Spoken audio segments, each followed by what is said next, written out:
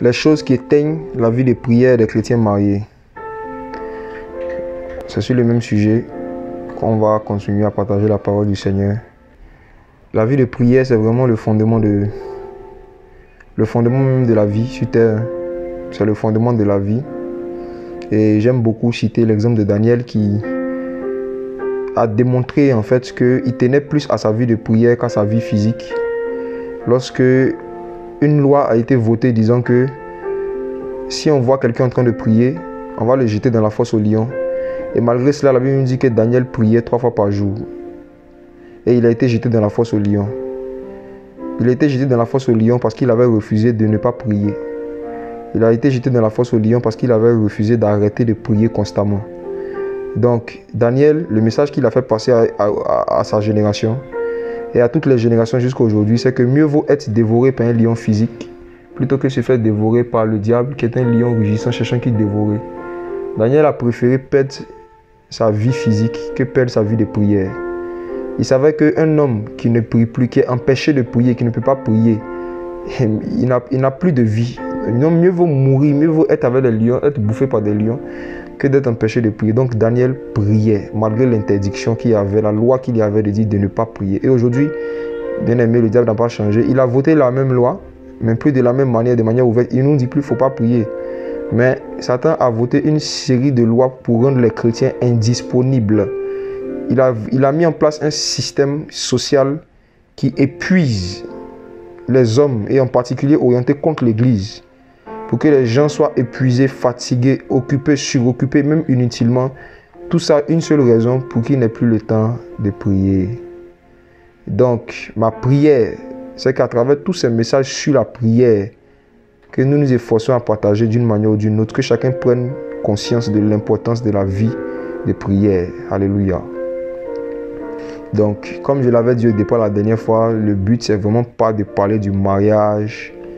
C'est quoi le mariage? Comment on se marie? Comment on vit à deux? Franchement, il y a des personnes qui sont mieux habilitées que moi à enseigner sur ce sujet parce qu'ils ont plus d'expérience dans le domaine.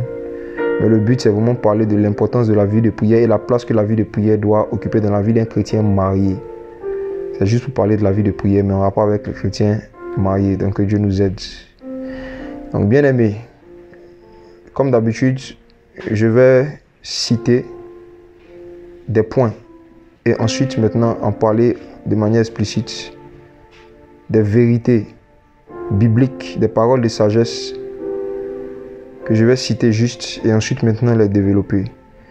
Donc on va voir aujourd'hui 3 choses qui éteignent la vie de prière des chrétiens mariés. 3 choses encore. La première chose que je veux citer, c'est le fait qu'un chrétien marié ne soit pas conscient. Si c'est un frère, le fait de ne pas être conscient ou le fait de ne pas accepter que sa femme est sa mère. Et si c'est une sœur, le fait de ne pas être consciente et de ne pas accepter que son mari est son père, l'ignorance de la paternité et de la maternité du mari et de la femme éteignent la vie de prière. Je m'explique. S'il vous plaît, est-ce qu'on peut prendre nos Bibles dans le livre de Genèse? Le fait d'ignorer ou de ne pas accepter, le fait qu'une sœur, une chrétienne mariée ignore ou n'accepte pas que son mari est son père, le fait qu'un chrétien marié ignore ou n'accepte pas que sa femme est sa mère, ça peut éteindre sa vie de prière. Allons regarder Genèse. Regardons Genèse chapitre 2 à partir du verset 18. Le Seigneur Dieu dit: il n'est pas bon que l'homme soit seul. Je lui ferai une aide qui lui corresponde. Il n'est pas bon que l'homme soit seul. Je lui ferai une aide qui lui corresponde. Bien-aimé, le premier être humain que le Seigneur a créé s'appelait être humain. Il s'appelait homme. Il n'avait pas un nom de famille. Comme aujourd'hui dans notre culture moderne où on parle de nom et prénom. Le premier être humain n'avait pas un nom et un prénom. Il avait seulement un nom Et ce nom-là, c'était être humain. Adam signifie être humain. Mais ici, dans ce passage, quand le Seigneur dit, il n'est pas bon que l'homme soit seul, j'aimerais partager avec vous un terme hébraïque différent de Adam que le Seigneur utilise aussi pour désigner l'homme. Ici, dans ce verset, c'est Adam. Il n'est pas bon que Adam soit seul. Il veut dire être humain, celui qui est de la terre. Mais bien aimé, dans le même chapitre de Genèse 2, dans nos Bibles francophones, partout c'est traduit homme. Il y a plusieurs passages, même dans Genèse 3 aussi, où un autre mot qui est traduit par homme, c'est Ish. Ish. Donc, le premier être humain s'appelait Adam, il s'appelait aussi Ish, qui veut dire homme. Et pourquoi est-ce que j'en parle? C'est que jusqu'à aujourd'hui, lorsqu'un enfant naît, l'enfant porte le nom de son père, n'est-ce pas? Un enfant porte le nom de son père. Donc, si je nous pose la question à tous, qui était le père d'Adam? Mes bien-aimés, est-ce que nous sommes d'accord que c'est Dieu? Ok. C'est Dieu qui était le père d'Adam. Donc, si Adam s'appelait Ish, qu'est-ce que ça veut dire? Ça veut dire que Dieu aussi s'appelle Ish. Si Adam s'appelle Adam, qu'est-ce que ça veut dire? Ça veut dire que Dieu s'appelle Adam. Et effectivement, Dieu s'appelle Adam. Dieu s'appelle aussi Adam. Parce que le fils porte le nom de son père. Un enfant porte le nom de son père. Et vous allez voir que après, quand Christ est venu, dans 1 Corinthiens chapitre 15, l'apôtre Paul l'a appelé le dernier Adam. Vous voyez? Le dernier Adam. Donc Jésus s'appelle aussi Adam. Alléluia. Pour ceux qui ne savaient pas. Donc, bien aimé, le premier être humain portait le nom de son père, Ish et Adam. Il portait ce nom-là. Et cet être humain-là, le Seigneur a dit, il n'est pas bon qu'il soit seul. Donc Dieu a décidé de lui faire quelqu'un d'autre. Et regardons ce qui va se passer. On connaît l'histoire, hein, mais regardons un peu quelque chose qui est en rapport avec la paternité. Dieu est le père d'Adam. Et ensuite, au verset 21, le Seigneur fait tomber Adam dans un profond sommeil. Adam s'endort et Dieu décide de prendre un de ses côtés pour former une femme. Et le verset 22, on dit Dieu forma une femme du côté qu'il avait pris. Dieu forma une femme du côté qu'il avait pris de l'homme et il l'amena vers l'homme. Et regardons le verset 23. Alors Adam a dit, voici cette fois celle qui est os de mes os, chair de ma chair, on l'appellera femme. On l'appellera femme. Donc bien aimé, la première femme qui a été créée ne s'appelait pas Ève au départ. Lorsqu'elle est née, le nom qui lui a été donné, ce n'était pas Ève, c'était femme. Et si vous regardez dans l'hébreu, c'est Isha. N'est-ce pas? Ceux qui ont un dictionnaire biblique, peut-être on peut vérifier ça ensemble. Ceux qui ne savaient pas, la première femme s'appelait Isha. C'est pas Aïcha. Isha. Elle ne s'appelait pas Ève. Elle ne s'appelait pas Ève. Quand Adam l'a vue, il l'a appelée Isha. Et frère, voici, qu'est-ce que cela signifie? Qu'est-ce que cela signifie? La même question que je vous ai posée par rapport à Adam, je vous pose la même question par rapport à Ève. Qui était le père de Ève? Tout le monde me dira Dieu, n'est-ce pas? Ok. Ce qui est vrai. Dieu était le père d'Adam. Il était aussi le père de Ève. Il n'y a pas de problème. Mais, sur la terre, de qui Ève était-elle sortie? Adam, lui, il est sorti de la poussière. Et Ève, est-ce que Ève a été tirée de la poussière? Non. Est-ce que Isha a été tirée de la poussière? Non. Elle a été tirée d'Adam. Donc, Ève est sortie des entrailles d'Adam. Donc, Adam était son père parce qu'elle est sortie de lui. Et aujourd'hui, qu'est-ce qui fait qu'une femme dit que cet enfant est mon enfant? Parce que cet enfant est sorti de lui. Lorsque un être humain sort de toi, tu dis c'est mon enfant, n'est-ce pas? Donc, Adam était le père de Isha. La preuve, il lui a donné son nom. Ce nom qu'il lui a donné, on l'appellera Isha. C'est le même nom. Et aujourd'hui, nous qui sommes francophones, pour nous aider à lire l'hébreu ancien, on nous a mis des voyelles. Mais si vous faites des recherches, vous verrez que dans l'hébreu ancien, les voyelles n'existaient pas. Donc si vous regardez les racines hébraïques de Ish et Isha, c'est le même racine. C'est la même chose. C'est le même nom. En fait, le père a donné son nom à sa fille. Donc, Adam était le père de Ève. Dieu est le père d'Adam. Adam est le père de la femme, de Ève. Et l'apôtre Paul en a parlé après aux chrétiens de Corinthe en disant que Dieu est le chef de Christ. Christ est le chef d'Adam. Et Adam est le chef de la femme. Ou encore le père. Dieu est le père de Christ. Christ est le père d'Adam. Adam est le père de la femme. Donc, toute femme qui décide d'épouser un homme doit accepter qu'il est son père et doit le voir comme un père et le traiter comme un père. Et je vous assure que c'est une culture et c'est une vérité intemporelle qui existe dans plusieurs traditions, dans plusieurs cultures qui ne connaissent même pas la Bible, où beaucoup de femmes appellent leur mari papa, n'est-ce pas? Vous qui êtes africaine, qui écoutez, vous pouvez confirmer cela.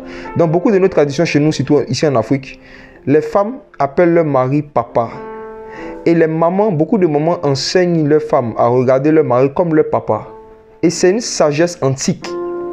C'est une sagesse ancienne qu'on retrouve encore en Afrique, mais qu'on ne retrouve pas dans beaucoup de cultures occidentales. Vous allez voir que dans nos villages en Afrique, les femmes disent à leurs filles, ton mari est ton père. Mais en Occident, les femmes disent à leurs filles, ton mari est ton bébé. Bébé. Donc, ça peut peut-être vous faire rigoler. Mais en fait, regarder un homme comme un bébé et puis regarder un homme comme un papa, c'est deux comportements différents en fait, que ça va produire. Je ne suis pas en train de dire qu'il ne faudrait pas que les femmes appellent leur mari bébé. Ce sont des expressions qui sont affectives et qui n'ont rien d'anti-biblique. Pourvu que ce soit juste du bout des lèvres qu'on l'appelle bébé, mais que dans notre cœur, on ne le considère pas comme notre bébé. Parce qu'une telle mentalité ne peut pas produire une véritable soumission. Ton bébé va te... Comment tu peux te soumettre à ton bébé? Ça sera difficile. C'est difficile. Donc, au départ, on voit dans les Écritures que... Oh Jésus. Au départ, on voit dans les Écritures que quand le Seigneur a créé l'homme et la femme, il y avait une relation de frère et soeur, il y avait une relation aussi de père à fille qui avait avant la chute. Et après la chute, voici ce qui s'est passé. On va regarder Genèse chapitre 3. On va regarder à partir du verset 20. Au départ, Adam avait appelé sa femme Ish. Mais après la chute, il a changé son nom. Il a donné un nouveau nom. Genèse 3, verset 20. Après la chute, il est écrit que Adam appela sa femme du nom d'Ève. Car elle est devenue quoi? La mère de tous les vivants. Elle est devenue la mère de tous les vivants. Bien-aimé, après la chute, il y a quelque chose qui s'est passé. C'est que Ève aussi est devenue la mère de tous les vivants. Et quand nous parlons de tous les vivants, frères et sœurs, Adam fait partie. Et c'est Adam lui-même qui a ouvert sa bouche pour dire maintenant, on va l'appeler Ève, parce qu'elle est devenue la mère de tous les vivants, lui-même y compris. Et c'est pour cela que depuis lors, vous allez voir aussi que dans beaucoup de cultures, même en Afrique encore, les hommes appellent leurs femmes maman. Et les hommes, les anciens, enseignaient aux futurs mariés, enseignaient aux jeunes à regarder leurs femmes comme les mères. On dit ce sont nos mamans, même quand elles sont moins âgées. En Afrique, il y a encore cette culture-là. On les regarde comme des mères pour tous les vivants. Tous les vivants. Donc, dans la pensée antique du Seigneur, Adam regardait Ève comme sa mère et Ève regardait Adam comme son père. Donc, il y avait un respect mutuel, une considération mutuelle et j'ai envie de dire même une soumission mutuelle qui pouvait se passer. Aujourd'hui, avec les lois que les Occidentaux, beaucoup de païens sont en train de voter, la considération en fait et le respect que l'homme doit avoir pour la femme en train de baisser à cause de beaucoup de lois. Et dans l'autre sens aussi, le respect aussi et la soumission que la femme devait manifester au mari est en train de baisser. Et nous qui sommes le corps de Christ, et nous qui sommes les enfants du Seigneur, on doit vraiment veiller à ne pas se conformer au siècle présent, mais à nous conformer aux Écritures anciennes, et pas au siècle présent. À nous conformer au siècle ancien, à nous conformer à ce que Christ, à ce que Dieu nous montre dans toute la Bible, dans sa parole, par rapport à nos manières de nous voir les uns les autres, comme quand nous sommes des chrétiens mariés. Donc, quelle est Maintenant, le lien entre tout ça et la vie de prière. Qu'est-ce qui peut faire éteindre la vie de prière d'un chrétien marié lorsqu'il n'accepte pas de regarder les choses de cette manière, lorsqu'il ne voit pas les choses de cette manière? Alors, lorsque un père est conscient qu'il est un père, automatiquement, il est conscient de certaines responsabilités qu'il a par rapport à sa fille, par rapport à ses enfants. Lorsqu'une mère aussi est consciente qu'elle est une mère, elle est automatiquement consciente qu'elle a une certaine responsabilité par rapport à ses enfants. Et je vous assure, frères et sœurs, je prends le cas de deux chrétiens qui sont mariés. Chacun d'eux a la responsabilité de prier régulièrement l'un pour l'autre. Et c'est une responsabilité qu'un frère a de prier pour sa soeur qui est sa femme, parce que déjà c'est sa soeur en Christ, mais aussi parce que c'est sa fille. Et c'est une même responsabilité aussi que de l'autre côté aussi, une soeur aussi a de prier pour son mari parce que c'est son frère en Christ. Et deuxièmement parce que aussi c'est son fils. Voyez? Donc il y a une intercession mutuelle en fait, que les uns doivent faire régulièrement pour les autres. Mais si on n'est pas conscient de cette vérité-là, on ne prie pas régulièrement l'un pour l'autre et ça éteint la vie de prière. Le fait d'être conscient que je suis un père et l'un des rôles du père, c'est d'intercéder régulièrement pour ses enfants. Le fait d'être conscient que je suis une mère et que l'un des rôles de la mère, c'est de prier régulièrement pour ses enfants. Ça nous maintient éveillés, ça nous maintient réveillés. Ça nous donne toujours l'importance et l'urgence de prier. Donc, frères et sœurs, Jésus-Christ lui-même, quand il est venu sur la terre, il était comme un père pour les disciples. Mais en même temps, Jésus voulait que ses disciples soient conscients qu'eux aussi, ils sont comme une mère pour lui. Lisons cela. Allons lire cela. On va lire un passage où Jésus est en train de prêcher et on lui a dit, ta mère et tes frères sont dehors. Regardons dans Marc chapitre 3. À partir du verset 31 jusqu'au verset 35. Et c'est extraordinaire, bien aimé. Jésus nous appelle aussi sa mère, nous les chrétiens. Il nous appelle sa mère. La mère de Jésus, ce n'est pas un individu, mais c'est le corps de Christ. Regardons Marc chapitre 33 à partir du verset 31. Alors arrivèrent sa mère et ses frères, et se tenant dehors, ils envoyèrent quelqu'un l'appeler. La multitude était assise autour de lui, et on lui dit, voici, ta mère et tes frères sont là dehors et te demandent. Mais il leur répondit en disant, qui est ma mère, qui sont mes frères? Qui est ma mère, qui sont mes frères? Et jetant les regards sur ceux qui étaient assis tout autour de lui, il dit, voici ma mère et mes frères. Car quiconque fait la volonté de Dieu, celui-là est mon frère, ma soeur et ma mère. Alléluia. Le Seigneur dit, quiconque fait la volonté de Dieu, il est mon frère, ma soeur, il est aussi ma mère. Donc j'aimerais vous dire, à vous tous qui écoutez ce message, qui allez écouter ce message, et qui faites la volonté de Dieu, vous êtes la mère de Jésus. Alléluia. Voici un passage que vous pouvez prendre pour aider vos amis catholiques, pour leur faire comprendre que Marie n'est pas la mère de Jésus. Jésus dit sa mère, c'est n'importe qui fait sa volonté. Quiconque fait sa volonté, nous tous on est la maman de Jésus. Donc nous tous on a mis notre photo et puis on va nous adorer. Nous tous. Si les gens veulent qu'on s'adore. C'est pour ça qu'on doit adorer Jésus-Christ seul. Parce qu'il n'y a pas quelqu'un seul qui porte le titre de mère. Non. Quiconque fait la volonté de Jésus, il est son frère, sa soeur, sa mère. Quiconque, n'importe qui. N'importe qui. Donc le fait que nous sommes conscients aussi que nous sommes la mère. Nous ne sommes pas seulement les enfants de Jésus. Nous ne sommes pas seulement ses fils, mais aussi sa soeur et sa mère. Frères et sœurs, il y a une responsabilité spirituelle qu'on a. On est conscient du fait que ce qui manque aux souffrances de Christ, on doit les compléter dans notre corps. Regardez un passage. L'apôtre Paul avait compris qu'il était la mère aussi.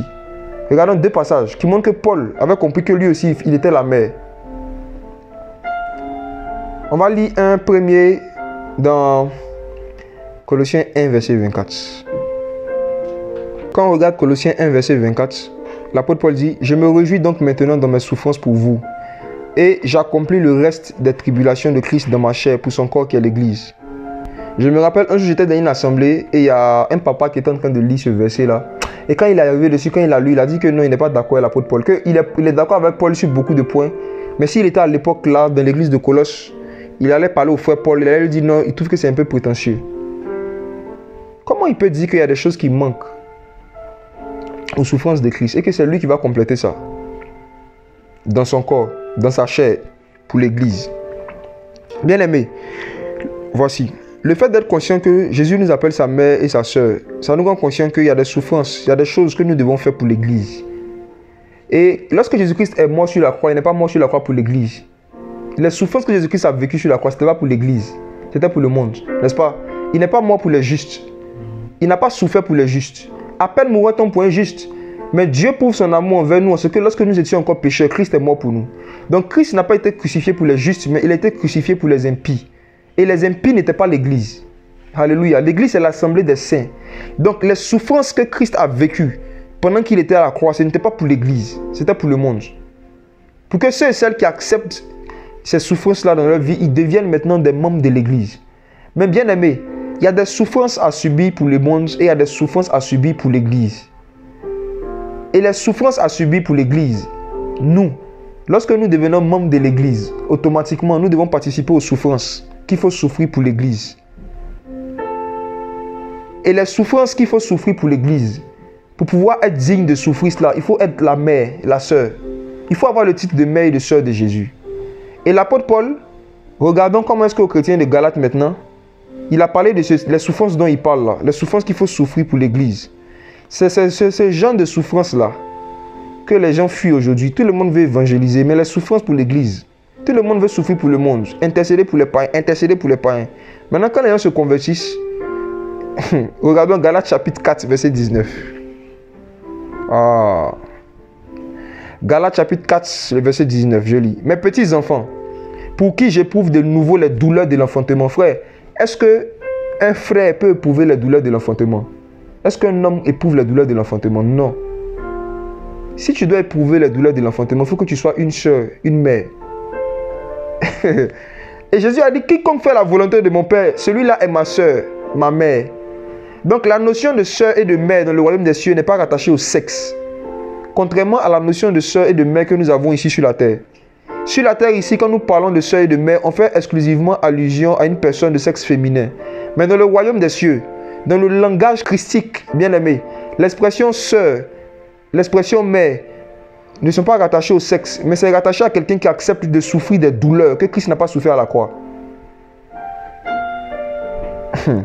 Donc l'apôtre Paul dit aux chrétiens qui sont nés de nouveau, les souffrances que je souffre pour vous, c'est les douleurs de l'enfantement, jusqu'à ce que Christ soit formé en vous. Ça veut dire quoi? Il n'y a personne qui peut former des chrétiens.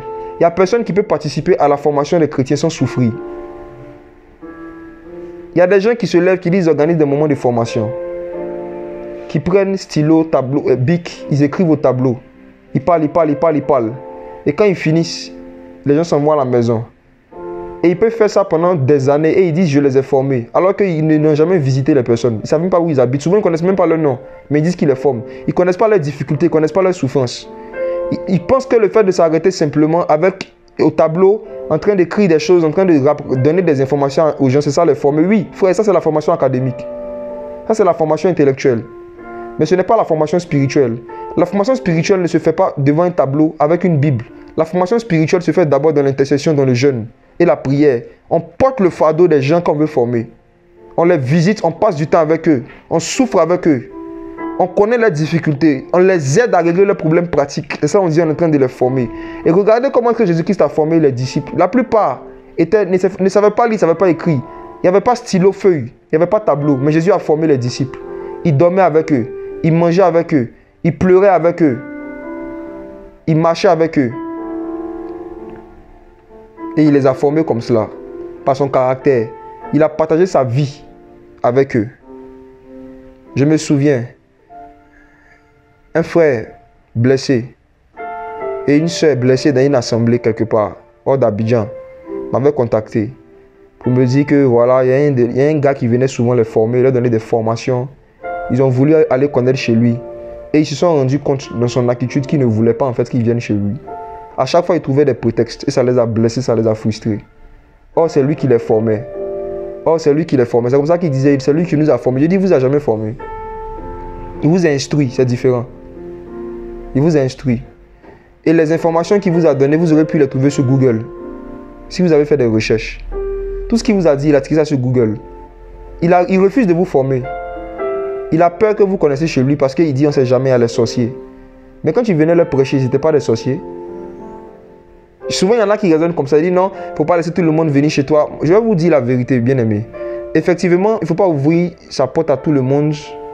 Il ne faut pas que nos maisons soient plus ouvertes que les portes du paradis. Je suis d'accord avec cela. Il faut qu'on ait des critères, des règles avant de faire rentrer des gens dans notre intimité.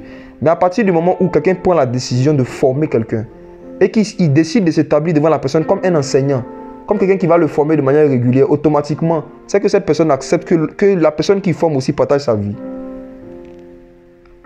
Donc, frères et sœurs, Jésus-Christ n'avait pas peur de dormir avec ses disciples. Il n'avait pas peur de leur montrer où il habite. 2 disciples de Jean sont venus, disent Seigneur, on veut connaître où tu habites. Jésus dit, venez, voyez. La formation.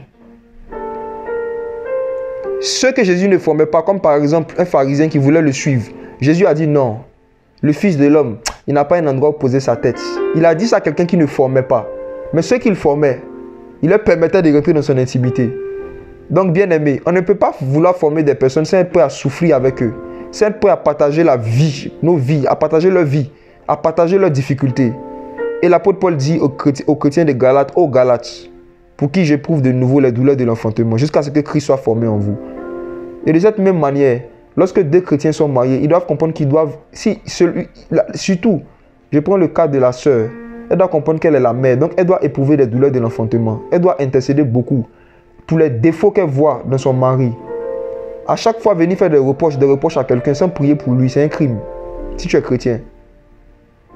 Tout reproche que tu as l'habitude de faire à quelqu'un, alors que tu n'as pas l'habitude d'intercéder, de porter les douleurs de l'enfantement, pour que ce défaut que tu vois tant puisse changer, c'est seulement des reproches, mais sans intercession. Les reproches sans intercession, c'est la condamnation. Les reproches d'un chrétien envers un autre chrétien sans intercession, c'est la condamnation. Je répète une 3e fois. Des reproches sans intercession, c'est la condamnation. Mais des reproches faits après avoir intercédé, c'est la compassion.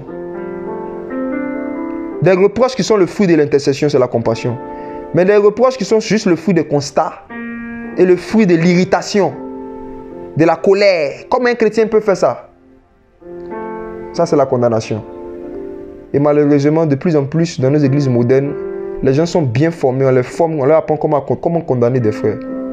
On leur apprend ça. Comment faire des reproches, dénoncer les autres, accuser des gens, sans avoir prié pour eux, sans avoir parlé avec eux-mêmes dans certains cas. Et puis on dit c'est la dénonciation, c'est la condamnation. Dénonciation sans intercession, c'est la condamnation. Mais dénonciation après intercession, c'est la compassion. Que Dieu nous aide. C'était une parenthèse. Donc, on regarde. Et bien aimé, j'aimerais parler d'une autre chose qui peut tuer la vie de prière des chrétiens mariés, des chrétiens qui sont mariés. Après le manque de responsabilité, le manque de compassion les uns envers les autres, le manque de compassion de la femme envers son mari, et le manque, lorsqu'il commet des erreurs dans ses faiblesses, le manque de compassion aussi du mari envers la femme, ça tue la vie de prière. Autre chose qui peut éteindre la vie de prière des chrétiens mariés. Je vais commencer d'abord par les hommes. Un chrétien marié, chef de famille, un mari chrétien qui n'est pas conscient ou qui oublie, qu'il est responsable de la sécurité spirituelle de sa maison, sa vie de prière sera éteinte. Le fait de penser que Dieu est le seul responsable de la sécurité spirituelle de sa maison, ça éteint la vie de prière du mari chrétien. Un mari chrétien qui n'est pas conscient qu'il est le gardien spirituel de la maison, sa vie de prière sera éteinte et qui se dit que c'est Dieu qui garde tout le monde.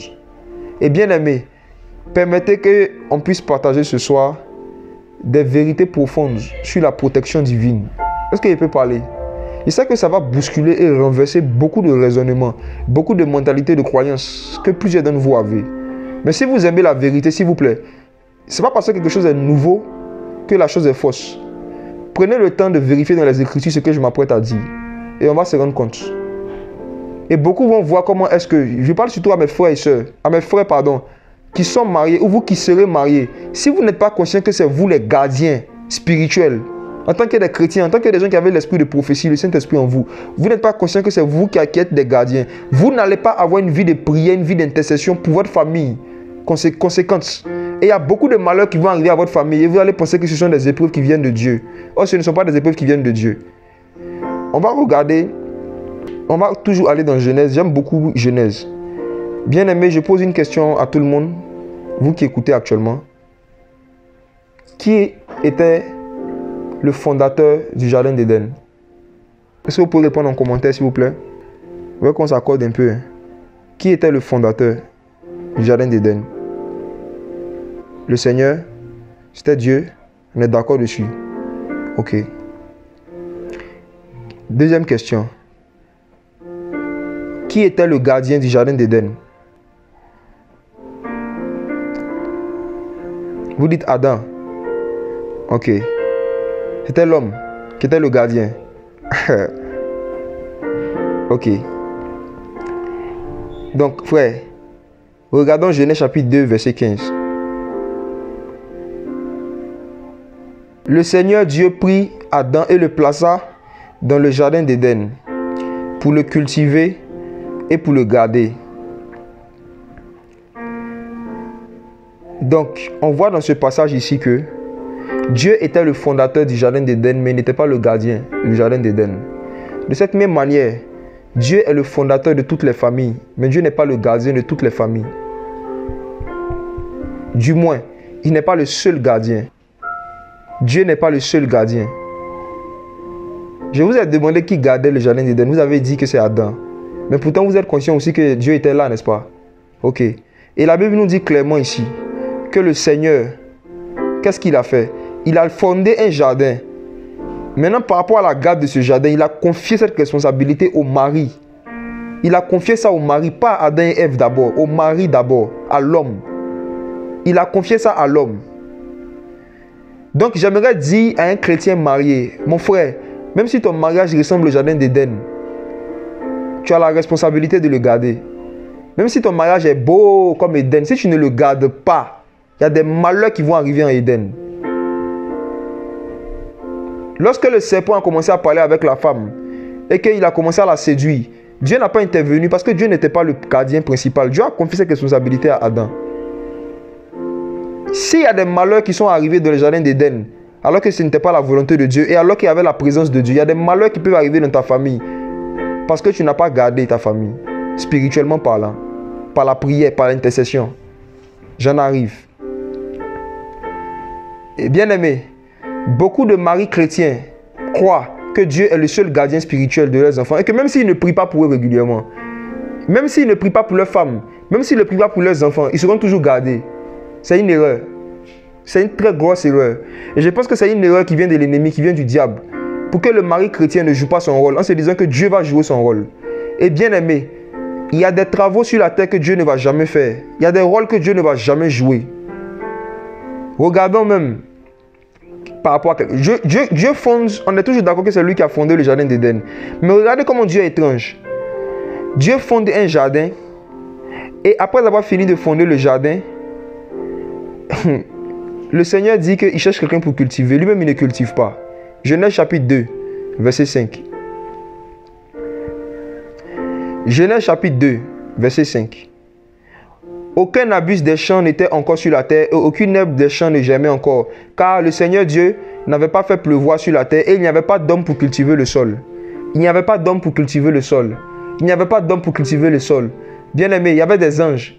Mais Dieu n'a jamais voulu que ce soit les anges qui cultivent le sol. Dieu dit, il ne fait pas pousser des arbustes.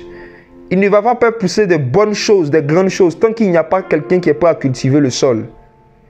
Donc Dieu était le créateur du sol, mais il n'était pas le cultivateur du sol. Et j'aimerais dire à tous les chrétiens qui m'écoutent que Dieu n'est pas le cultivateur de tout ce qu'il a créé. Il y a beaucoup de choses que Dieu nous a données. Dieu s'attend à ce que ce soit nous-mêmes qui cultivons cela. Et lorsque nous ne faisons pas notre travail, la chose ne sera pas cultivée. De ce fait, il y a des fruits qui ne vont pas pousser dessus. Il y a des fruits que nous n'allons pas produire. Et on va se dire, on attend le temps de Dieu. On attend le temps de Dieu. Oh, Dieu aussi, il attend ton temps aussi. Il y a des domaines de la vie où les gens ne voient aucun fruit parce qu'ils ne sont pas en train de cultiver. Un jeune chrétien qui est en classe de terminale, qui ne se cultive pas, qui ne s'instruit pas, et qui prie pour que Dieu lui donne le bac, il va échouer avec mention très bien. Il va échouer avec mention très bien. Et il va échouer pas parce que Dieu n'est pas avec lui. Il va échouer pas parce qu'il n'est pas intelligent, mais il va échouer parce qu'il n'est pas cultivé. Et il n'est pas cultivé, pas parce que Dieu ne lui a pas donné l'intelligence, mais parce qu'il pensait que Dieu allait remplir sa tête de toute information dont il a besoin. Ça n'a jamais été le rôle de Dieu de cultiver tout ce qui touche au sol. Or, nous, les hommes, nous avons été tirés du sol. Nous avons été tirés du sol. Donc, tout ce qui concerne notre culture, ce n'est pas la responsabilité de Dieu. On doit se cultiver. Alléluia. On doit se cultiver. Donc, Dieu fait un jardin et il regarde. Il dit qu'il n'y avait pas d'homme pour cultiver le sol. Il n'y avait pas d'homme pour cultiver le sol. Le Seigneur donne un foyer, un mariage à un mari chrétien. Et ce mari-là ne cultive pas la vie de prière en se disant que c'est Dieu qui nous garde. Voici maintenant un mystère sur la protection divine. Je vais vous parler, bien-aimés, de ce qu'on appelle se tenir à la brèche. Je vais vous parler, bien-aimés, de ce qu'on appelle la clôture spirituelle, les remparts spirituels. Allons-y lire un passage. Ma prière, c'est qu'après ça, tous les chrétiens mariés, les maris qui ne se tiennent pas à la brèche pour leur famille, commencent à le faire. Et beaucoup vont voir s'ils pratiquent l'intercession régulière pour leur famille, qu'il y a des types de maladies, il y a des types de malheurs, il y a des types de problèmes qui ne vont plus arriver à leur famille et à leurs enfants. Parce qu'ils gardent le jardin. Allons lire la brèche. Ézéchiel chapitre 13. Frères et sœurs, avant de lire Ézéchiel chapitre 13 du verset 4 à 5, c'est ce qu'on va lire, j'aimerais poser une question. Qui était le gardien d'Israël? N'est-ce pas que c'était Dieu? Est-ce que nous sommes d'accord que c'est Dieu, Adonai, Elohim, le Seigneur des armées? C'est lui qui était le gardien d'Israël. On est d'accord avec? Ok. Avant qu'on lise Ézéchiel chapitre 13, on va revenir là-dessus. Alors dans Job chapitre 1. Le mystère de la clôture spirituelle. Job chapitre 1. On va lire à partir du verset 6. Job chapitre 1 à partir du verset 6. Or, il arriva un jour que les fils de Dieu vinrent se présenter devant le Seigneur, et Satan vint aussi au milieu d'eux. Le Seigneur dit à Satan, « D'où viens-tu » Satan répondit au Seigneur, « Je viens de courir sur toute la terre de m'y promener. » Le Seigneur dit à Satan, « N'as-tu pas considéré mon serviteur Job, qui n'a pas d'égal sur la terre, homme intègre et droit, craignant Dieu et se détournant du mal ?» Satan répondit au Seigneur, « Est-ce en vain que Job craint Dieu? N'as-tu pas mis une clôture de protection? N'as-tu pas mis une muraille de protection? N'as-tu pas mis un rempart? » Pour ceux qui ne savent pas ce que c'est qu'un rempart, c'est pour ça que je fais exprès de donner les définitions en parlant. Rempart, c'est une clôture de protection. Et Satan dit à Dieu, tu as mis une clôture de protection tout autour de lui, autour de sa maison, autour de tout ce qui lui appartient. Tu as béni l'œuvre de ses mains et son bétail s'accroît dans le pays. Regardons une déclaration étonnante de Satan. Dieu lui demande, pendant que tu te promenais, pendant que tu faisais tes promenades là, quand tu étais en train de regarder statut Facebook des gens, est-ce que tu l'as vu, mon serviteur Job? Satan dit, oui, je l'ai vu.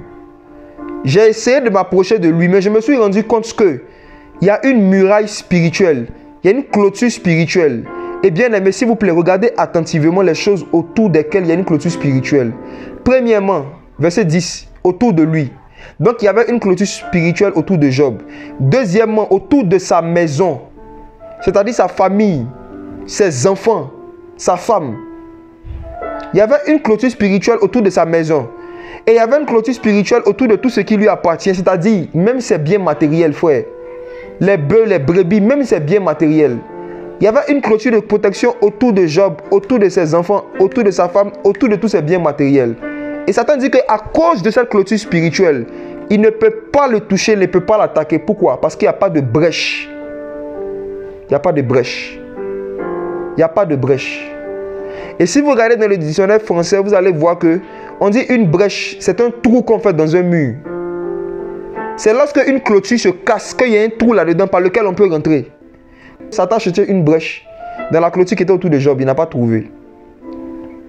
Qu'est-ce qui fait que Satan n'a pas trouvé de brèche autour de Job? C'est parce qu'il était intègre et droit. Maintenant, qu'est-ce qui fait que Satan n'a pas trouvé de brèche aussi autour de ses enfants? Est-ce que les enfants de Job étaient intègres et droits? Regardons Job chapitre 1. À partir du verset 4. Ses enfants, malgré qu'ils n'étaient pas intègres et droits, il y a des choses que Satan ne pouvait pas leur faire. Parce qu'il y avait une clôture autour d'eux, un rempart. Qui a mis la clôture autour d'eux? Comment est-ce qu'il y avait une clôture autour d'eux? Comment est-ce qu'il n'y avait pas de brèche dans leur clôture? Alors qu'ils faisaient des choses normalement qui envoyaient des brèches. Job chapitre 1 verset 4. Or ses fils allaient et faisaient des festins les uns chez les autres, chacun à son jour. Et ils envoyaient appeler leurs 3 sœurs pour manger et faire quoi? Boire avec eux. Quand les jours des festins étaient passés, Job envoyait chercher ses enfants pour les sanctifier. Hey! Hey! Ses enfants partaient ouvrir brèche. Quand ils finissaient d'ouvrir, Job fermait. Job était conscient, c'était un mari, un père de famille conscient de sa responsabilité spirituelle. Quand les jours des festins étaient passés, Job envoyait chercher ses enfants pour les sanctifier. Se levant de bon matin, il offrait des holocaustes selon le nombre de ses enfants. Car Job disait, peut-être ont-ils péché, ont-ils blasphémé contre Dieu dans leur cœur. Job faisait toujours ainsi. Bien-aimés, regardez le rôle que Job jouait dans la vie de ses enfants. Et plusieurs d'entre vous, peut-être qui avaient eu des parents chrétiens, peut-être qu'ils ont joué ce rôle sans que vous ne sachiez. Comme vous étiez dans le monde, il y a des malheurs qui ne vous sont pas arrivés parce que vos parents priaient pour vous. Parce que vos parents intercédaient pour vous. Malgré que vous n'étiez pas intègre, vous n'étiez pas juste. Il y avait des gens qui se tenaient à la brèche, c'est-à-dire qui à chaque fois, ils fléchissaient genoux. Et la clôture spirituelle qui était autour de vous, quand vous faisiez une brèche par vos péchés, la brèche se refermait par le sang de Jésus. Parce que quelqu'un intercédait pour vous, quelqu'un élevait la voix pour vous. Et à cause de l'intercession de la personne, il y a un type de malheur qui ne pouvait pas vous arriver. Le mystère de la clôture. Maintenant, bien-aimés, regardons quelque chose par rapport à la brèche. Allons maintenant dans Ézéchiel. Et j'avais demandé qui était responsable de veiller sur la clôture spirituelle d'Israël. On m'a dit c'est Dieu, c'est le Seigneur. Regardons Ézéchiel chapitre 13, à partir du verset 4 à 5. Ézéchiel 13, verset 4 à 5. Israël, tes prophètes ont été comme des renards dans le désert. Vous n'êtes pas montés devant les brèches. Vous n'avez pas réparé les murs de la maison d'Israël, afin de vous tenir debout pour le combat au jour du Seigneur. Le Seigneur envoie Ézéchiel pour faire des reproches aux prophètes. Et regardez ce que Dieu dit aux prophètes au verset 5. Il dit, vous n'êtes pas montés devant les brèches. Les brèches, ce sont les trous qu'il y a dans la protection spirituelle. Ce sont les trous qu'il y a dans le mur. Donc Dieu a mis une clôture. Mais lorsque les gens, à cause de leurs péchés, à cause de leurs iniquités, faisaient des brèches, ouvraient des portes, ce n'était pas le rôle de Dieu de fermer les brèches, c'était le rôle de ceux qui avaient l'esprit de prophétie. Donc, bien-aimés, qui était responsable en Israël de veiller à ce que la clôture spirituelle soit toujours en bon état? Est-ce que c'était Dieu? Est-ce que c'était Dieu? Au temps d'Ézéchiel, selon ce passage? Non, c'était les prophètes. C'était les prophètes. Donc, soyez conscients de quelque chose. Vous, parents chrétiens, mari chrétien, Dieu vous garde. Et effectivement, Dieu a mis une clôture de protection autour de vous et de votre famille. Mais si jamais il y a des brèches, vous devez vous tenir à la brèche. Se tenir à la brèche, c'est le fait d'identifier une brèche qu'il y a dans sa famille. Le fait d'identifier une brèche, quelque chose que les gens ont fait qui aurait pu offenser Dieu. Et le fait d'intercéder le Seigneur pour que Dieu fasse grâce. Il y a des gens qui disent je me tiens à la brèche alors qu'ils ne connaissent même pas la brèche. Comment tu peux te tenir quelque part que tu ne connais pas?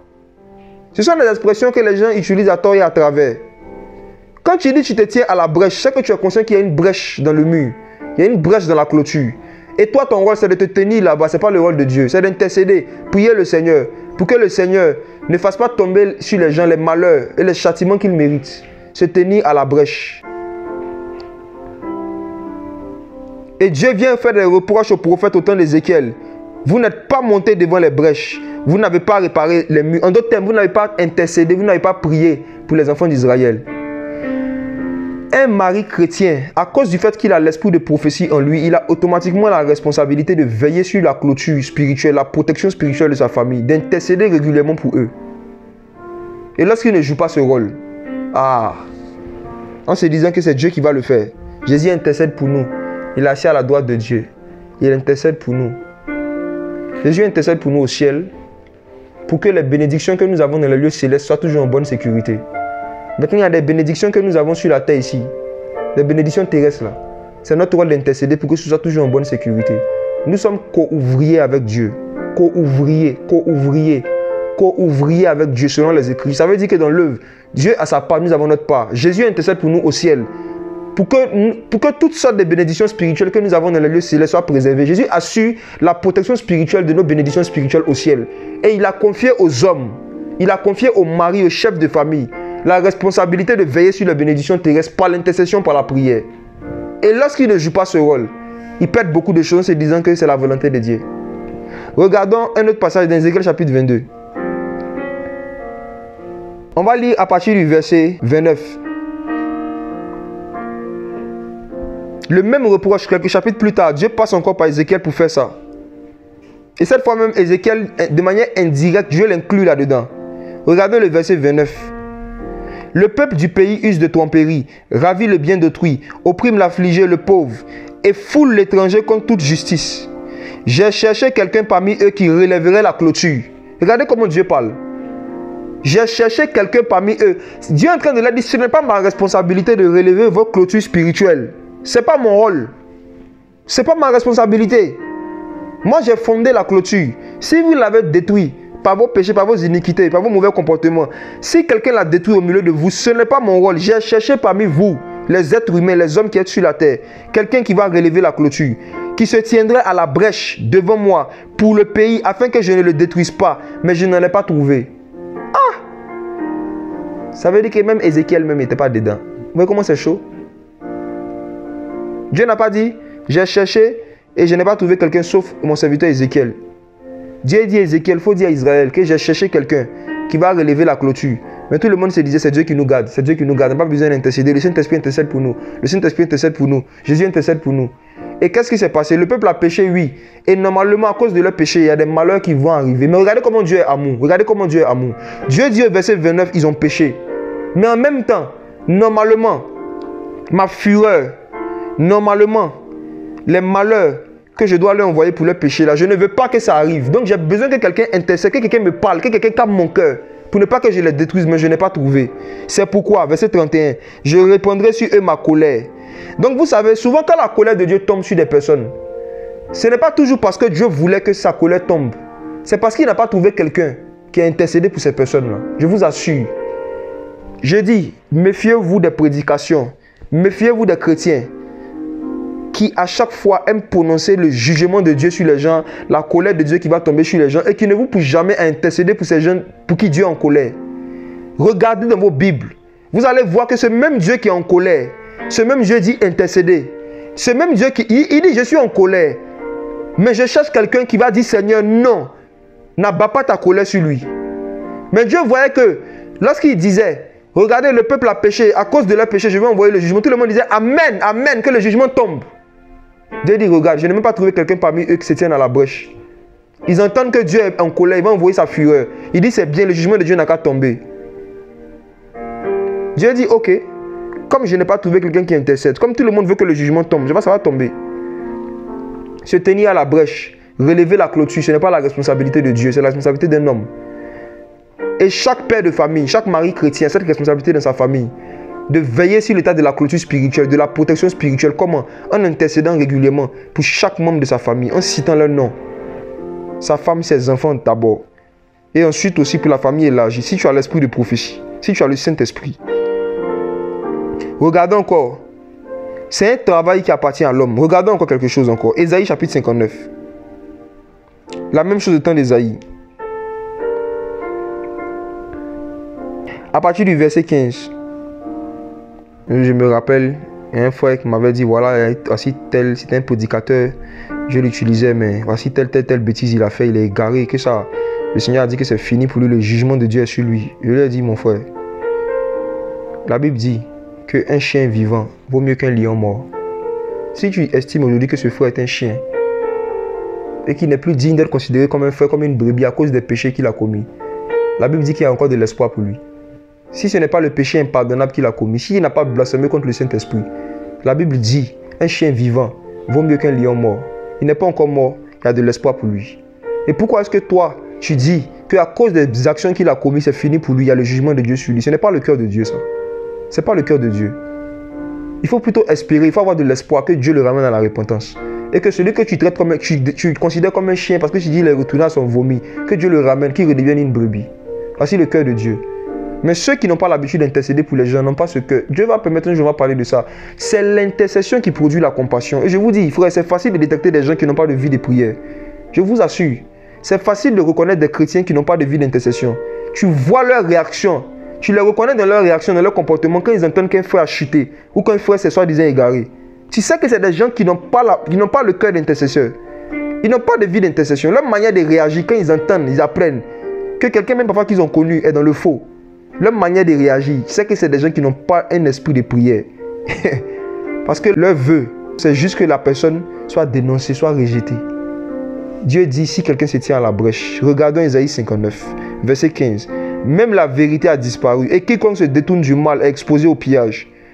Le Seigneur l'a vu, cela a déplu à ses yeux parce qu'il n'y a plus de droiture. Regardez, Dieu voit que les gens sont dans le péché, ils ont abandonné la vérité, il n'y a plus de droiture. Mais regardez encore le cœur de Dieu, frère. Regardez le verset 16. Il voit aussi qu'il n'y a aucun homme, il s'étonne que personne ne se tienne à la brèche. Dieu est étonné. Voici les choses qui étonnent Dieu. Quand il n'y a pas quelqu'un qui a l'habitude d'intercéder pour des gens qui sont soi-disant égarés, qui ont abandonné la vérité, Dieu est étonné. Dieu est étonné. On dit Dieu s'étonne.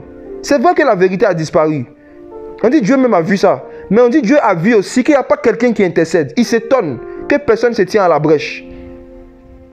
Les gens voient la brèche et ils parlent seulement de la brèche, mais ils ne se tiennent pas à la brèche. Dieu est étonné. Imaginez-vous un Dieu qui connaît tout, mais malgré ça qui est étonné. Le manque d'intercession étonne Dieu. Je vous assure, ça l'étonne. Voici ça dans nos Bibles. Dieu est étonné quand dans une famille, le chef des familles, le père des familles, il peut faire 24 heures, 48 heures sans prier pour sa maison. Et puis il dit Dieu les garde. Dieu est étonné. Dieu est étonné. Quand un mari chrétien ne prend pas de temps de jeûne et de prière pour sa famille, Dieu est étonné. Quand une femme aussi qui est mariée avec un païen, mais elle a l'esprit de prophétie, c'est l'esprit de prophétie qui lui donne la responsabilité d'intercéder. Le premier rôle, le premier ministère des prophètes dans l'ancienne alliance, c'était l'intercession. C'était l'intercession, ce n'est pas le prophétisme. Le premier rôle, ce n'était pas d'aller parler de Dieu au peuple. Mais le premier rôle des prophètes, c'était de parler du peuple à Dieu. Les prophètes devaient plus passer le temps à parler du peuple à Dieu qu'à parler de Dieu au peuple. Donc Dieu est étonné. Quand des gens qui ont l'esprit de prophétie ne viennent pas intercéder, ne viennent pas se tenir à la brèche pour relever la clôture spirituelle, Dieu est étonné. Dieu est étonné. Bien-aimé, on va lire encore Isaïe, chapitre 58. Isaïe, chapitre 58. Isaïe, chapitre 58 parle du jeûne. Et le Seigneur est en train de parler des récompenses qui sont rattachées à un jeûne qui est fait selon lui, n'est-ce pas? Le Seigneur parlait des récompenses pour ceux qui pratiquent le jeûne selon lui, qui est rattaché très fortement à la pratique de la miséricorde, au fait de partager ce qu'on a avec les autres, tout ça, l'amour en fait. Et quand on regarde dans Ésaïe chapitre 58, parmi les récompenses qui sont rattachées au fait de jeûner, de pratiquer le jeûne selon Dieu, le verset 12, ceux qui pratiqueront le jeûne, le verset 12, et ceux qui sortiront de toi, rebâtiront les lieux déserts depuis longtemps. Tu rétabliras les fondements ruinés. Vous voyez? Depuis des générations. Tu rétabliras des fondements ruinés depuis des générations. Et on t'appellera réparateur des brèches, le restaurateur des chemins. afin qu'on habite au pays. Alléluia. Si vous prenez le temps de méditer ce passage d'Ésaïe 58, vous allez voir comment est-ce que le Seigneur décrit merveilleusement les récompenses qui sont rattachées à celui qui pratique le jeûne selon Dieu. Et à travers la pratique du jeûne selon Dieu, on reçoit la force de réparer des brèches et de rétablir des fondements ruinés depuis des générations. Des fondements que la sorcellerie a détruits depuis des générations dans une famille. Des fondements que la méchanceté a détruits depuis longtemps dans une famille. Quelqu'un qui a une vie de prière peut rebâtir ça. Il peut rebâtir cela. L'intercession peut faire que la personne va rebâtir des fondements détruits depuis des générations et réparer les brèches. Donc, frère, mari chrétien, vous devez intercéder régulièrement pour vos femmes, vos enfants, vos familles, ceux qui sont sous votre responsabilité. C'est votre travail. Et si jamais vous ne faites pas ce travail régulièrement, voici les choses qui peuvent arriver. Proverbe chapitre 18, verset 9. Proverbe chapitre 18, verset 9, ça a changé ma vie. Celui qui se relâche dans son travail est frère du maître destructeur. J'ai relis. Celui qui se relâche dans son travail, dans d'autres versions on dit est ami de celui qui détruit. Bien-aimé, celui qui détruit c'est le diable. Jésus l'a dit clairement. Le diable ne vient que pour détruire, voler. Le maître destructeur c'est Satan. Et la Bible dit que celui qui doit faire un travail, Dieu te confie une responsabilité. Dieu te confie un travail et tu ne le fais pas. Tu commences à avoir une communion fraternelle avec Satan.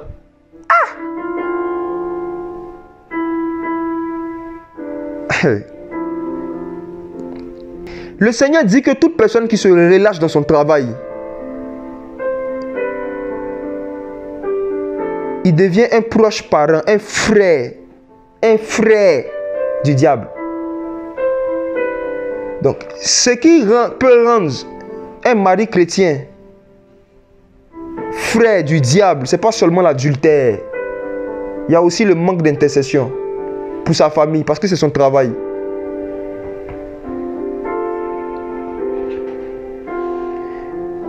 Il y a beaucoup d'enfants dans certains foyers chrétiens qui souffrent de certains malheurs causés par les démons parce que leur papa est le frère du maître destructeur. Il se relâche dans son travail. Et toute la famille prend les pots cassés. Lorsque le maître destructeur devient ton frère, il a le droit légal de venir dormir chez toi. Lorsque le maître destructeur devient ton frère, il a le droit légal de pouvoir donner conseil à tes enfants parce que c'est leur oncle. Il devient l'oncle de tes enfants. Juste parce que tu t'es relâché dans ton travail. Tonton Satan. Tonton destructeur. Le manque de prière d'un mari chrétien peut avoir des conséquences désastreuses sur sa femme et sur ses enfants. Il y a des brèches qui vont se faire et les serpents vont rentrer par la brèche.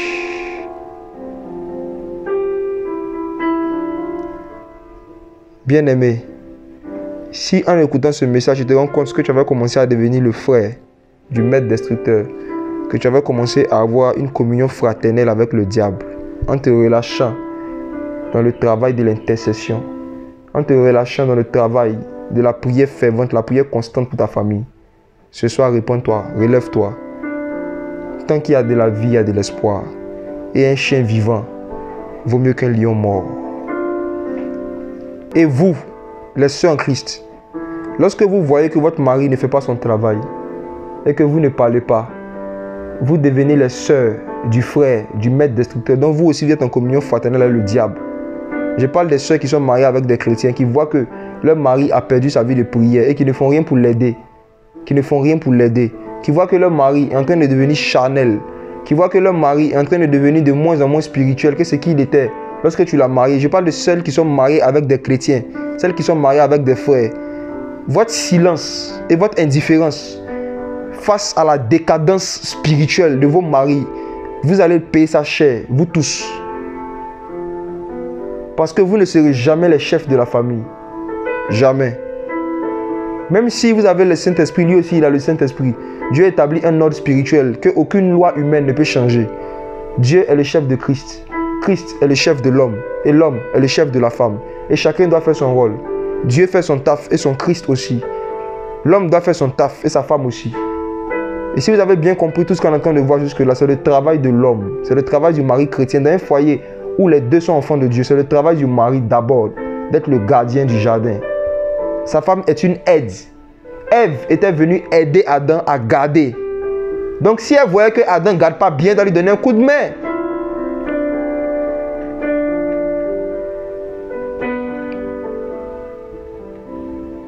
Et j'aimerais dire à ceux qui ne sont pas encore mariés, ma soeur, qui n'est pas encore mariée, qui est fiancée à un frère, à un chrétien, si pendant les fiançailles, tu ne te soucies pas de sa vie de prière, de sa vie de jeûne et de méditation, tu ne le feras pas pendant votre mariage. Vous aurez d'autres sujets de conversation. Si tu n'as pas le fardeau, que ton mari devienne de plus en plus spirituel, qu'il s'accroche toujours au Seigneur, qu'il progresse dans la sanctification, qu'il fasse des progrès, c'est pas sûr que tu pourras le faire quand vous serez marié. Vous serez tellement occupé. Et l'une des choses, voici un autre point, qui éteint la vie de prière des chrétiens mariés, ce sont les occupations légales, les occupations ménagères. Lorsque on fait passer les tâches ménagères, les tâches familiales, les devoirs conjugaux avant les tâches spirituelles. Lorsque, arrivé à un moment, c'est plus urgent pour la femme d'aller s'occuper de ses enfants que de prier. Lorsque, arrivé à un moment, c'est plus urgent pour le mari de sortir courir, aller au boulot, que de prier. Lorsqu'il ne s'organise pas pour trouver du temps pour prier ou pour méditer d'abord, avant de commencer à faire les tâches ménagères, ça éteint la vie de prière. Parce que l'ennemi va vous dire, faites les tâches ménagères, et après vous allez prier. Mais Satan sait très bien que à la fin de la journée, le niveau de fatigue qu'un chrétien accumule ne nous permet pas de pouvoir prier avec une certaine ferveur. Il sait ça. Donc il te dit, attends le soir. Il faut laisser la nuit. Laisse à la fin de la journée. J'aimerais vous donner un conseil, mes bien-aimés. Si vous savez que vous avez beaucoup de tâches ménagères, beaucoup de choses à faire, ne tombez jamais dans le piège de vous dire que vous allez faire ça d'abord, puis vous allez prier après. Mais dites-vous que vous allez prier d'abord, vous allez faire ça après. Organisez-vous de sorte à ce que vous fassiez passer d'abord la prière avant toute autre chose. Sinon, vous allez tomber dans le piège des fatigues accumulées. Des fatigues accumulées. Des fatigues accumulées. Même Jésus, quand il était fatigué, il dormait. Donc, il ne faut pas penser que toi, si tu es fatigué, tu peux prier. La Bible dit qu'un jour, Jésus était dans un bac, il avait sommeil, il dormait. Il ne s'est pas dit non, ici Jésus, si il dort devant les gens, ils vont me voir en bizarre. Il a dormi. Moi, quand je suis trop fatigué, que je n'ai pas la force la nuit, je dors. Je ne me sens pas obligé de me réveiller. Mais je ne peux pas faire 24 heures sans prier. Je ne peux pas faire ça. Je ne peux pas faire ça. Avec tous ces versets que j'ai vus, que je partage avec vous aujourd'hui, mes frères et sœurs, je vous dis, les gars, l'ennemi est malin, le diable est malin. Il rôde comme un lion rugissant, cherchant qui dévorer. Et quand quelqu'un dort, quand quelqu'un est fatigué, c'est très facile de le dévorer. Mieux vaut s'organiser, même se réveiller un peu plus tôt. Même si tu sais que tu dois commencer tes tâches à 6 heures, dans ce cas, lève-toi à 5h30. Lève-toi à 5h45, même 5h45, 15 minutes avant. Il faut être plus malin que nos adversaires, que l'ennemi. Tu sais qu'à partir de 6 heures, tu seras occupé. Tu vas courir sans l'heure toute la journée. Donc réveille-toi avant 6 heures. Même une minute, genou fléchi. Une minute dans ton cœur, en train de dire merci à celui qui t'a donné le souffle de vie. C'est suffisant. Parfois. Soyons plus malins que le malin. Sinon le malin va nous éteindre. Et combien est-ce que des chrétiens mariés, lorsqu'ils rentrent dans le marché, de toutes les choses qu'ils ont à faire, non seulement le travail professionnel, mais plus les tâches ménagères. Ici fatigué, il n'arrive plus à prier. Ici fatigué, j'ai la fatigue, c'est la fatigue. C'est la fatigue, c'est la fatigue. La fatigue n'a jamais été devant Dieu un justificatif légal pour ne pas prier. Dans ce cas, il faut prier avant que tu sois fatigué. Tu connais les heures auxquelles tu seras fatigué. Prie avant que la fatigue ne vienne. Organise-toi. Et quand il n'y a pas cela, ça éteint la vie de prière des chrétiens mariés. Et souvent, ils se comprennent entre eux. Ils se comprennent, ils se soutiennent, ils s'encouragent dans la paresse. Ils s'encouragent dans le manque de discipline par rapport à la prière. C'est ainsi là même, vraiment, Dieu même ici, on est beaucoup occupé, on est très fatigué. On va regarder une autre chose qui éteint la vie de prière des chrétiens mariés. C'est le fait que deux chrétiens sont mariés. Et arrivé un moment, il y a un qui commence à regretter sa vie passée. Dans le secret, sans que son mari ne sache. Ou sans que sa femme ne sache. Le fait de commencer à regretter son avant, comme on dit chez nous en Côte d'Ivoire. Dans le secret. À cause de certaines souffrances par lesquelles le couple passe. À cause de certaines souffrances qui arrivent. Et dans le cœur, l'un d'entre eux commence à regretter le style de vie qu'il avait dans le passé. Ou certaines choses qu'il a laissées dans le monde pour suivre Jésus. Pendant que l'autre, lui, il est toujours à fond. Ça éteint la vie de prière des chrétiens mariés. Et regardez comment est-ce que c'est subtil. Regardez ceci, bien aimé. Il est possible que quelqu'un reste saint, mais ne marche plus avec Dieu. Je rembobine. C'est possible de rester saint et de ne plus marcher avec Dieu.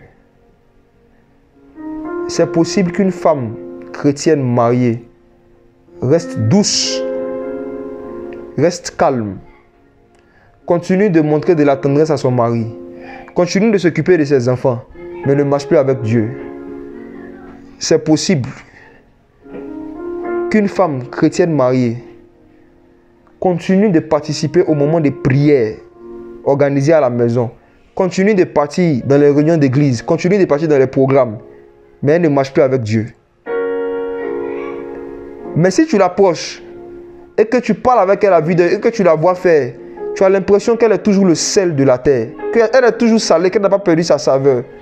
Mais bien aimé, c'est possible de rester salé et de ne plus pouvoir marcher avec Dieu.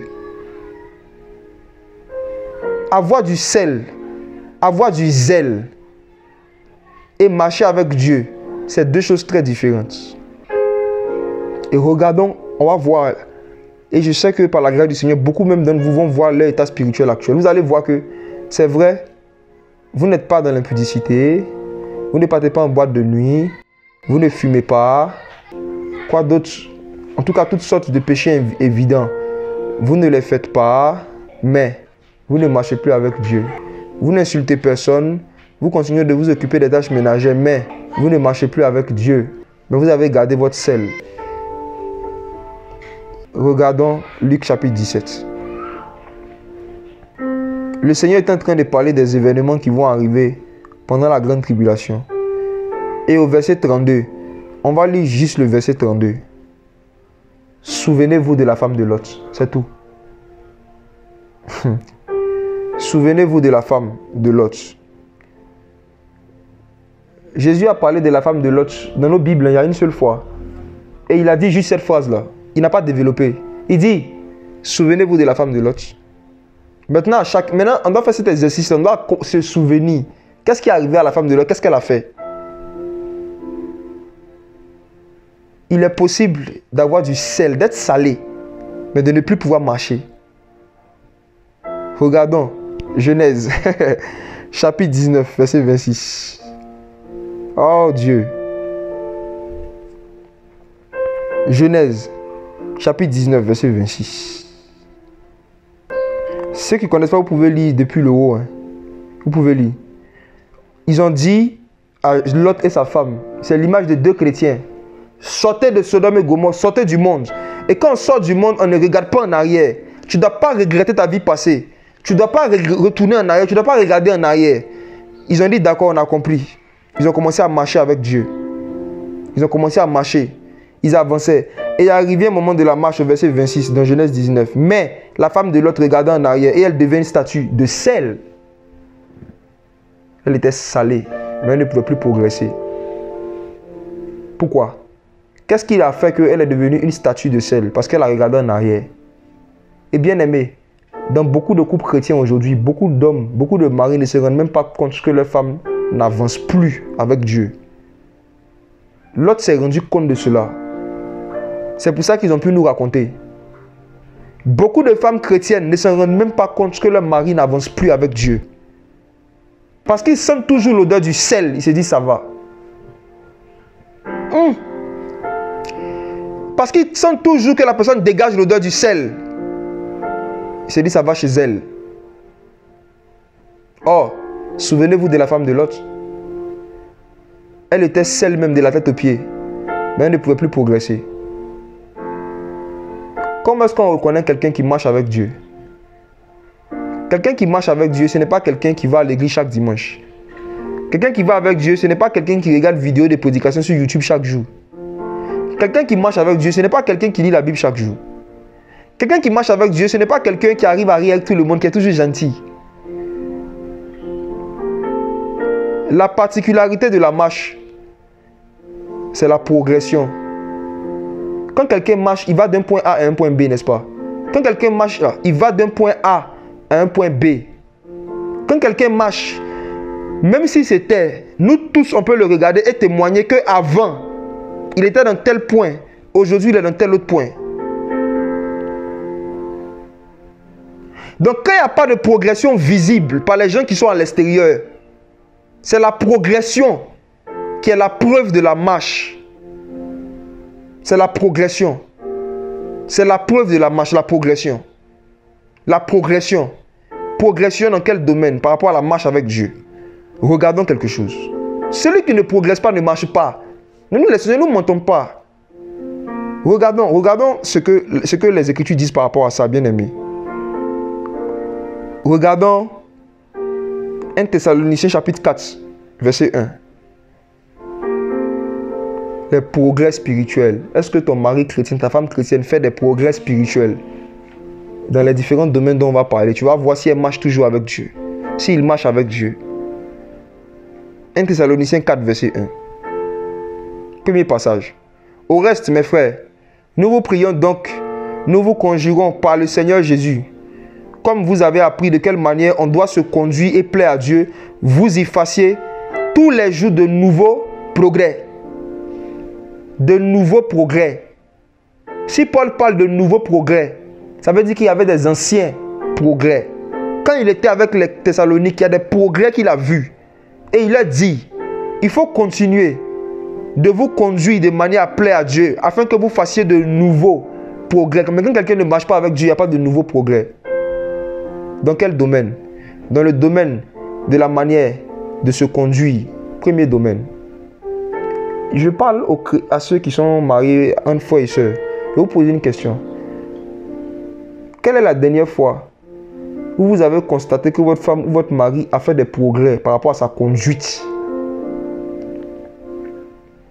Est-ce que vous connaissez même les défauts de vos maris et de vos femmes chrétiens? Si ce n'est pas le cas, vous ne pouvez pas savoir à quel moment ils ont régressé, à quel moment ils ont fait des progrès. Tu ne peux pas évaluer le progrès de quelqu'un si tu ne connais pas son passé. Quand il n'y a pas de progrès dans la conduite, on ne marche pas avec Dieu. Et quand tu dis je connais quelqu'un, quand tu dis je connais ma femme, je connais mon mari, la connaissance de quelqu'un, ce n'est pas la connaissance de ses qualités. Non. Non. La connaissance d'une personne, ce n'est pas la connaissance de ses forces. Parce que les forces et les qualités de quelqu'un en général sont toujours affichées. Et même un inconnu peut voir. Parce que tout le monde met en avant ses bonnes qualités, n'est-ce pas? Tout le monde met en avant ses qualités. Tout le monde montre ses qualités aux gens qui ne le connaissent pas. Tout le monde montre toujours ses qualités aux gens qui ne le connaissent pas. Donc les qualités, les bons comportements, les bonnes conduites de ta femme là, tout le monde voit ça. De ton mari, tout le monde voit ça. Mais en général, ce que les gens cachent, c'est leur mauvaise conduite, c'est leur défaut. Et c'est quand toi tu connais quelqu'un, que tu connais aussi ses défauts. Donc la connaissance des défauts que tu as, tu dois pouvoir voir si la personne fait des progrès dans les défauts que tu connais. Quand il n'y a pas de progrès, si tu ne fais pas d'analyse, tu ne peux pas savoir si la personne est en train d'avancer spirituellement. Tu ne peux pas savoir. C'est pareil même avec Dieu. Le plus haut niveau de connaissance de Dieu, ce n'est pas la connaissance de ses qualités. Ce n'est pas la connaissance de ses forces. Mais c'est la connaissance de ses faiblesses. Je vous assure. Le plus haut niveau de connaissance de Jésus-Christ homme, ce n'est pas la connaissance de ses qualités. Ça, c'est un niveau de connaissance. Mais c'est la connaissance aussi de ses faiblesses. N'est-ce pas que l'apôtre Paul a parlé de la faiblesse de Dieu? Et il dit que la faiblesse de Dieu est plus forte que les hommes. Dieu aussi a sa faiblesse. Mais pour pouvoir connaître la faiblesse de Dieu, il faut être vraiment très proche de lui. Son intime. Et la faiblesse de Dieu, c'est certaines qualités, c'est un comportement que Dieu manifeste, qui ressemble à de l'impuissance et de la faiblesse aux yeux des hommes, mais qui a une autre forme de puissance, mais on appelle ça la faiblesse quand même. Comme par exemple le fait de se laisser crucifier, de prier pour les gens. La faiblesse de Dieu. Certains vont dire, regarde comment il est faible, il ne peut pas se défendre lui-même. Oui, mais la faiblesse de Dieu est plus forte que les hommes. Et plus tu connais Jésus-Christ homme, plus tu vois ses qualités évidentes et c'est un caractère qui manifeste, qui ressemble à des faiblesses. Et c'est comme ça aussi, quand tu es proche de quelqu'un, tu es ami de quelqu'un, tu vois ses qualités, tu connais aussi ses faiblesses. Et tu peux voir s'il fait des progrès. Et s'il n'y a pas de progrès, il n'y a pas de marche. Regardons un autre passage. 2 Thessaloniciens chapitre 1, à partir du verset 3. L'autre passage c'était 1 Thessaloniciens 4, verset 1. Maintenant celui-ci c'est 2 Thessaloniciens 1, verset 3. Voici un autre domaine dans lequel tu peux regarder. Un mari chrétien, une femme chrétienne peut regarder pour voir si son frère en Christ, sa soeur en Christ dans la maison en train de faire des progrès. 2 Thessaloniciens chapitre 1, verset 3. Je lis. Mes frères, nous devons toujours rendre grâce à Dieu à cause de vous, comme il est bien raisonnable. Parce que votre foi augmente beaucoup. Vous voyez? Votre foi augmente beaucoup. Plus quelqu'un marche avec Dieu, quand quelqu'un est en train de vraiment marcher avec Dieu, sa foi augmente. Il y a des épreuves qui vont vous arriver dans la maison. La manière dont ta femme réagit, la manière dont ton mari réagit, tu dois pouvoir voir si sa foi a augmenté. Tu dois pouvoir discerner à travers sa réaction devant les épreuves si sa foi a augmenté, pour voir s'il marche. Deuxièmement, et que votre charité mutuelle fait des progrès. L'amour fraternel. L'amour fraternel. Tu peux te marier avec une femme qui n'aime pas la compagnie des frères et des soeurs en Christ, alors qu'elle est chrétienne. Tu peux te marier, ma soeur, avec un mari qui n'aime pas trop la compagnie des frères et des soeurs en Christ, alors qu'il est chrétien. Pourquoi? Parce que sa charité, son amour fraternel, pas son amour pour les âmes perdues, son amour pour les frères et soeurs en Christ, peut-être quand tu l'as connu, il n'était pas mature. Il avait des défauts dans ce domaine-là. Mais s'il marche avec Dieu, il doit pouvoir faire des progrès aussi dans la charité. Au bout de quelques mois, au bout d'un an, tu dois pouvoir voir. Est-ce que son amour pour les frères, son intérêt pour les frères, le fait de se soucier des frères en Christ, le fait de se soucier de ce que les autres vivent, est-ce que ça a augmenté? Si ce n'est pas le cas, il ne marche pas avec Dieu. Plus nous marchons avec Dieu, plus nous grandissons dans la charité. La charité, c'est quoi? L'amour pour les frères. Le fait de se soucier du fardeau des uns des autres. J'aurai un témoignage par rapport à ma femme. Quand je l'ai connue, elle et puis le mot visite, ça faisait 3. Elle va se lever comme ça pour aller visiter quelqu'un. Frère en Christ, soeur en Christ. Franchement, c'était... non, elle ne le faisait jamais. Moi-même, dans fiançailles, quand j'ai gagné visite, c'était un miracle. Et au fur et à mesure, j'ai vu ce défaut en elle. Et j'ai commencé à lui partager ce que Dieu m'a enseigné, qui est dans la parole, sur l'importance de visiter les autres. Parce que Jésus lui-même, il est réputé dans la Bible d'être le Dieu qui visite. Jésus a été le premier prédicateur à se déplacer, à aller chez les gens. Les pharisiens, eux, ils construisent ce temple, ils s'asseyent là-bas et puis ils disent viens au programme, viens au programme, viens au programme. Quand il finit, chacun gagne chez lui. Jésus, non seulement il organisait des programmes, les gens venaient, mais Jésus partait chez la belle-mère de Pierre. Jésus rendait visite à Lazare. Jésus partait chez Zachée. Jésus a dormi en Samarie. Jésus visite les gens. C'est un caractère de Christ. Donc j'ai commencé à lui dire que tu ne peux pas dire que tu aimes quelqu'un et ne pas lui faire savoir que tu as envie de le voir. Tu ne peux pas visiter tous les frères ici en Christ, oui, mais tu ne peux pas ne pas visiter personne aussi, c'est pas normal. Et au fur et à mesure, par la grâce de Dieu, je voyais que c'était dur, mais elle faisait un peu. Mais je vous dis, les amis, je l'ai connue en 2007. Je lui ai partagé cet éclairage-là en 2015. De 2015 à aujourd'hui, je vois les progrès qu'elle a fait. Non seulement visite physique, j'ai dit il y a le progrès, c'est-à-dire on n'a pas encore atteint la perfection, mais je peux voir des progrès. Mais même le fait d'envoyer des messages, saluer les gens, appeler, elle ne le faisait pas, parce qu'elle n'a pas cette culture-là. Appeler juste pour dire bonjour, envoyer un message juste pour saluer, envoyer un message pour dire des nouvelles. Et j'ai observé, le Seigneur m'a dit, si elle ne fait pas de progrès dans ce domaine, c'est qu'elle ne marche pas avec moi. J'ai gardé ça dans mon cœur, je l'observais. Et au fur et à mesure, je voyais qu'elle-même se dit, ah, je vais appeler tel frère pour le saluer. C'est vrai que je ne peux pas me rendre là-bas. Je vais appeler tel chef pour avoir ses nouvelles. Je vais écrire sur WhatsApp à telle personne. Avant, elle ne le faisait jamais, jamais. Elle ne parlait qu'avec moi seul. Mais par la grâce de Dieu. Aujourd'hui, je vois que plusieurs fois, ça peut témoigner. Souvent, on envoie des messages, salut. Chacun a ses défauts. Ça dépend de l'éducation, de la culture que tu as eue aussi. Vous voyez? Voilà, c'est culturel. Mais voici un exemple que je donne. Et quand je vois ça, je vois qu'il y a un progrès par rapport à la charité. Elle a eu l'habitude de grandir dans une maison, dans une famille où, là-bas, il n'y a jamais un chrétien qui est venu dormir à la maison. Si quelqu'un vient dormir à la maison, c'est que ses frères biologiques soient biologiques. Et souvent, elle était choquée quand on était fiancés, j'habitais sur du fait que presque tout le temps, il y avait toujours des frères chez moi, des frères qui venaient dormir à la maison, toujours. Et elle me disait souvent, elle me laissait une phrase, j'espère que quand elle s'est mariée, ça va cesser. Hein. Une fois passé, elle me lance la phrase.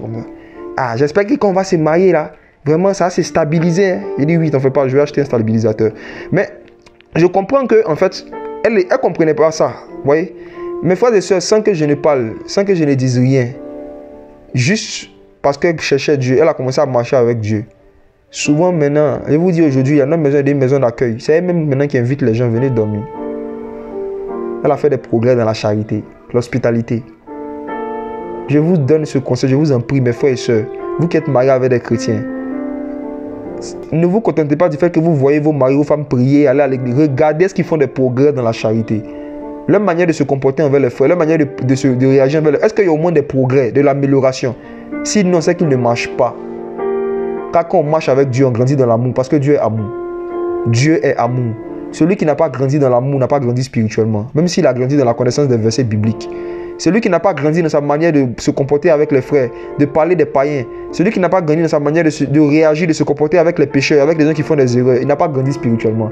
On mesure le niveau de maturité spirituelle d'un chrétien en fonction de son niveau de maturité dans la charité, en fonction de son niveau de maturité dans l'amour. Ah oui, pas autre chose. Frères et sœurs, lisons pour terminer 1 Timothée 4, verset 15. 1 Timothée chapitre 4, le verset 15. Je lis.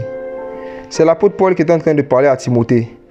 Et il lui dit, pratique ces choses et donne-toi tout entier à elles, afin que tes progrès soient évidents pour tous. Alléluia. Quand quelqu'un fait des progrès, là, ça doit être évident pour tous. Ce n'est pas dans le cœur. Amen. Je ne sais pas si vous êtes là. Les progrès dans le cœur, là. Arrêtez ça, sortez de ça, frère. Paul dit à Timothée, il faut pratiquer tout ce que je t'ai dit et que tes progrès soient évidents pour tous, pas seulement pour Dieu et pour les anges. Il faut que les gens autour de toi qui t'observent puissent voir que tu marches, tu te déplaces, tu vas d'un point A à un point B. Il faut que les gens qui sont autour de toi voient qu'il y a des progrès, il y a de l'amélioration. Tu es en train de te déplacer, tu marches. Même si tu marches lentement, au moins tu marches. Au moins il y a de l'amélioration. Dieu connaît mon cœur. Mais c'est de l'abondance du cœur que la bouche parle. 1 Timothée 4, verset 15. Paul dit à Timothée, pratique ces choses, donne-toi tout entier à elles, afin que tes progrès soient évidents pour tous. Que tes progrès soient évidents pour tous. La progression, la preuve de la marche. Et le fait de ne pas se soucier de la progression de l'autre, ça éteint la vie de prière. Ça rend insensible. Frères et sœurs, dernier point. L'une des choses qui peut éteindre la vie de prière des chrétiens mariés, ce sont les désaccords cachés, les désaccords masqués. Lorsque l'ennemi de l'un est l'ami de l'autre, lorsque le voisin est détesté par monsieur et aimé par madame, lorsque le mari a de la haine contre monsieur X et que sa femme a de l'affection pour monsieur X, ça éteint la vie de prière des chrétiens mariés. Le fait que l'ennemi de l'un soit l'ami de l'autre et que l'ami de l'un soit l'ennemi de l'autre, les désaccords. Regardons un passage dans Actes chapitre 4, verset 32. Actes 4, verset 32 maintenant.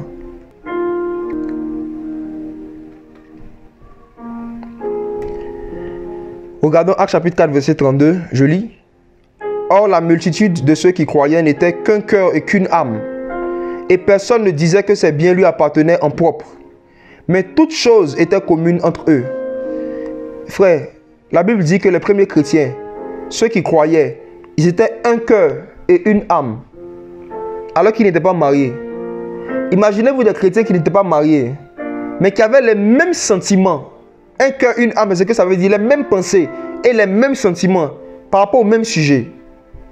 L'unité de cœur, l'unité de l'âme. Les premiers chrétiens, ils avaient le même cœur, la même âme. Et imaginez-vous deux personnes qui sont mariées, qui n'ont pas le même cœur. Tandis qu'il y a un qui pardonne, l'autre déteste. Tandis qu'il y a un qui crie pardon, l'autre crie vengeance. Il y a un qui a le sang d'Abel, et puis il y a un qui a le sang de Jésus. Le sang d'Abel crie vengeance, et puis le sang de Jésus dit pardon. Confusion. Et ils sont mariés. Et bien aimés, en tant que chrétiens, nous ne devons pas cacher les rancunes que nous avons du mal à pardonner à nos conjoints. De peur que tu te retrouves en train d'en vouloir à quelqu'un pendant que ta femme l'aime. Ça va faire que ça va éteindre votre vie de prière. Devant Dieu, vous ne serez plus accordés. Et il y a même des sujets que vous avez en commun. Dieu ne va plus vous exaucer. Quand la Bible dit que l'homme quittera son père et sa mère, s'attachera à sa femme, les deux deviendront une seule chair. Quand le thème chair qui est utilisé dans la Bible, si vous étudiez, vous allez voir que souvent aussi, c'est remplacé par âme. L'âme est aussi appelée la chair. La chair, ce n'est pas le corps physique. Et on sait que forcément, quand un homme et puis une femme se marient, ils vont ensemble, oui, mais leur corps ne disparaissent pas. Voilà. Ils deviennent une seule chair, ça se passe spirituellement. Ça se passe au niveau du cœur, des pensées, des émotions, dans l'esprit. Il faut qu'ils soient un, qu'ils aient les mêmes pensées, les mêmes émotions, les mêmes manières de voir les choses. Quand il n'y a pas cela et qu'on veut prier ensemble, non. Il n'y a pas d'exaucement, il n'y a pas de vie de prière, non. Souvent, quelqu'un peut blesser vous deux et toi la femme, tu as eu du mal à digérer alors que ton mari a vite pardonné. Quand c'est comme ça, il faut lui dire la vérité. Il faut lui dire ce qu'il nous a fait là. Je n'ai pas encore oublié. Parce que pendant que lui sera en train de prier de son côté pour dire Seigneur, celui qui nous a blessés là, bénis-le, pardonne-le. Ta femme sera en train de prier pour dire Seigneur, venge-nous, manifeste ta justice, oh Dieu. Dieu regarde, il y a deux prières différentes qui montent de son trône dans le même foyer. Il exauce qui? Confusion. Et l'une des choses qui éteint la vie de prière des chrétiens mariés, c'est cela. Et en général, c'est par rapport aux belles familles. C'est par rapport aux belles familles. Le mari peut avoir quelque chose dans son cœur contre son propre père, pendant que sa femme aime son propre père. Et ils sont chrétiens. La femme peut avoir quelque chose dans son cœur contre sa propre mère, alors que le beau-fils, il aime beaucoup sa belle-mère. Confusion. Si tu vois que tu es marié à quelqu'un qui ne pardonne pas aussi vite que toi, ou si tu vois que tu es marié à quelqu'un qui ne cicatrise pas aussi vite que toi, elle pardonne, mais quand elle est blessée, ça prend beaucoup de temps avant qu'elle laisse tomber vraiment. Il faut beaucoup prier pour elle. Sinon, sa vie de prière sera éteinte et la tienne aussi. Parce que très souvent, tu seras en train de faire monter des prières alors que dans son cœur, elle est en train de dire le contraire à Dieu. Et Dieu n'exauce pas ce genre de prières entre deux chrétiens. Encore moins quand ils sont mariés. Et regardons dans Matthieu chapitre 18, verset 19, ce que Jésus dit là-bas. Matthieu 18, verset 19. Je vous dis encore que si deux d'entre vous se mettent d'accord sur la terre, tout ce qu'ils demanderont leur sera donné par mon Père qui est dans les cieux. Le Seigneur dit, si deux d'entre vous se mettent d'accord sur la terre, tout ce qu'ils demanderont leur sera donné par mon Père qui est dans les cieux. Ce passage-là, ça concerne tous les chrétiens. Ça ne concerne même pas seulement les gens mariés. Les gens d'abord, même les chrétiens.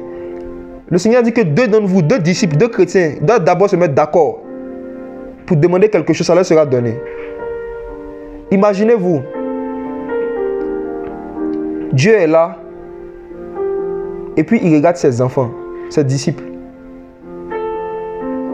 Et il voit un groupe qui est en train de faire monter des prières vers lui par rapport à une sœur.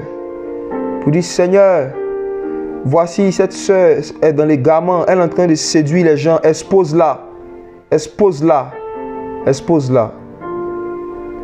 Maintenant, par rapport à cette même sœur, Dieu reçoit le parfum, Dieu reçoit les requêtes, c'est devant son trône, on met ça sur l'autel d'or, Dieu dit ok.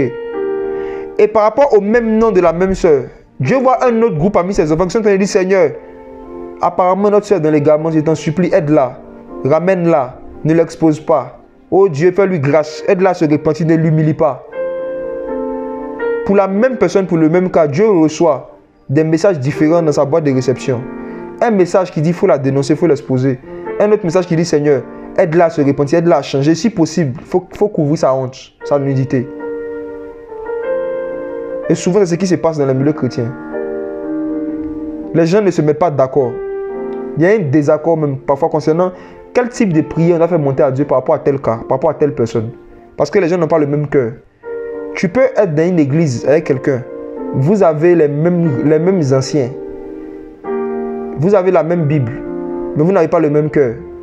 Vous avez même le même Saint-Esprit, le même Dieu. Et puis vous n'avez pas le même cœur. Et l'état de votre cœur vont se révéler lorsqu'il y aura des problèmes.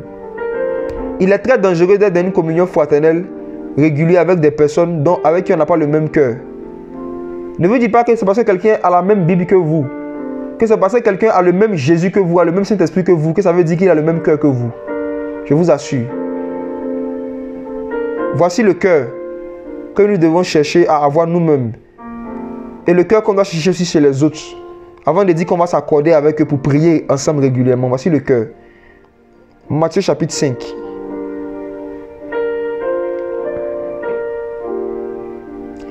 On va lire 2 passages dans Matthieu chapitre 5. Le premier, c'est verset 43.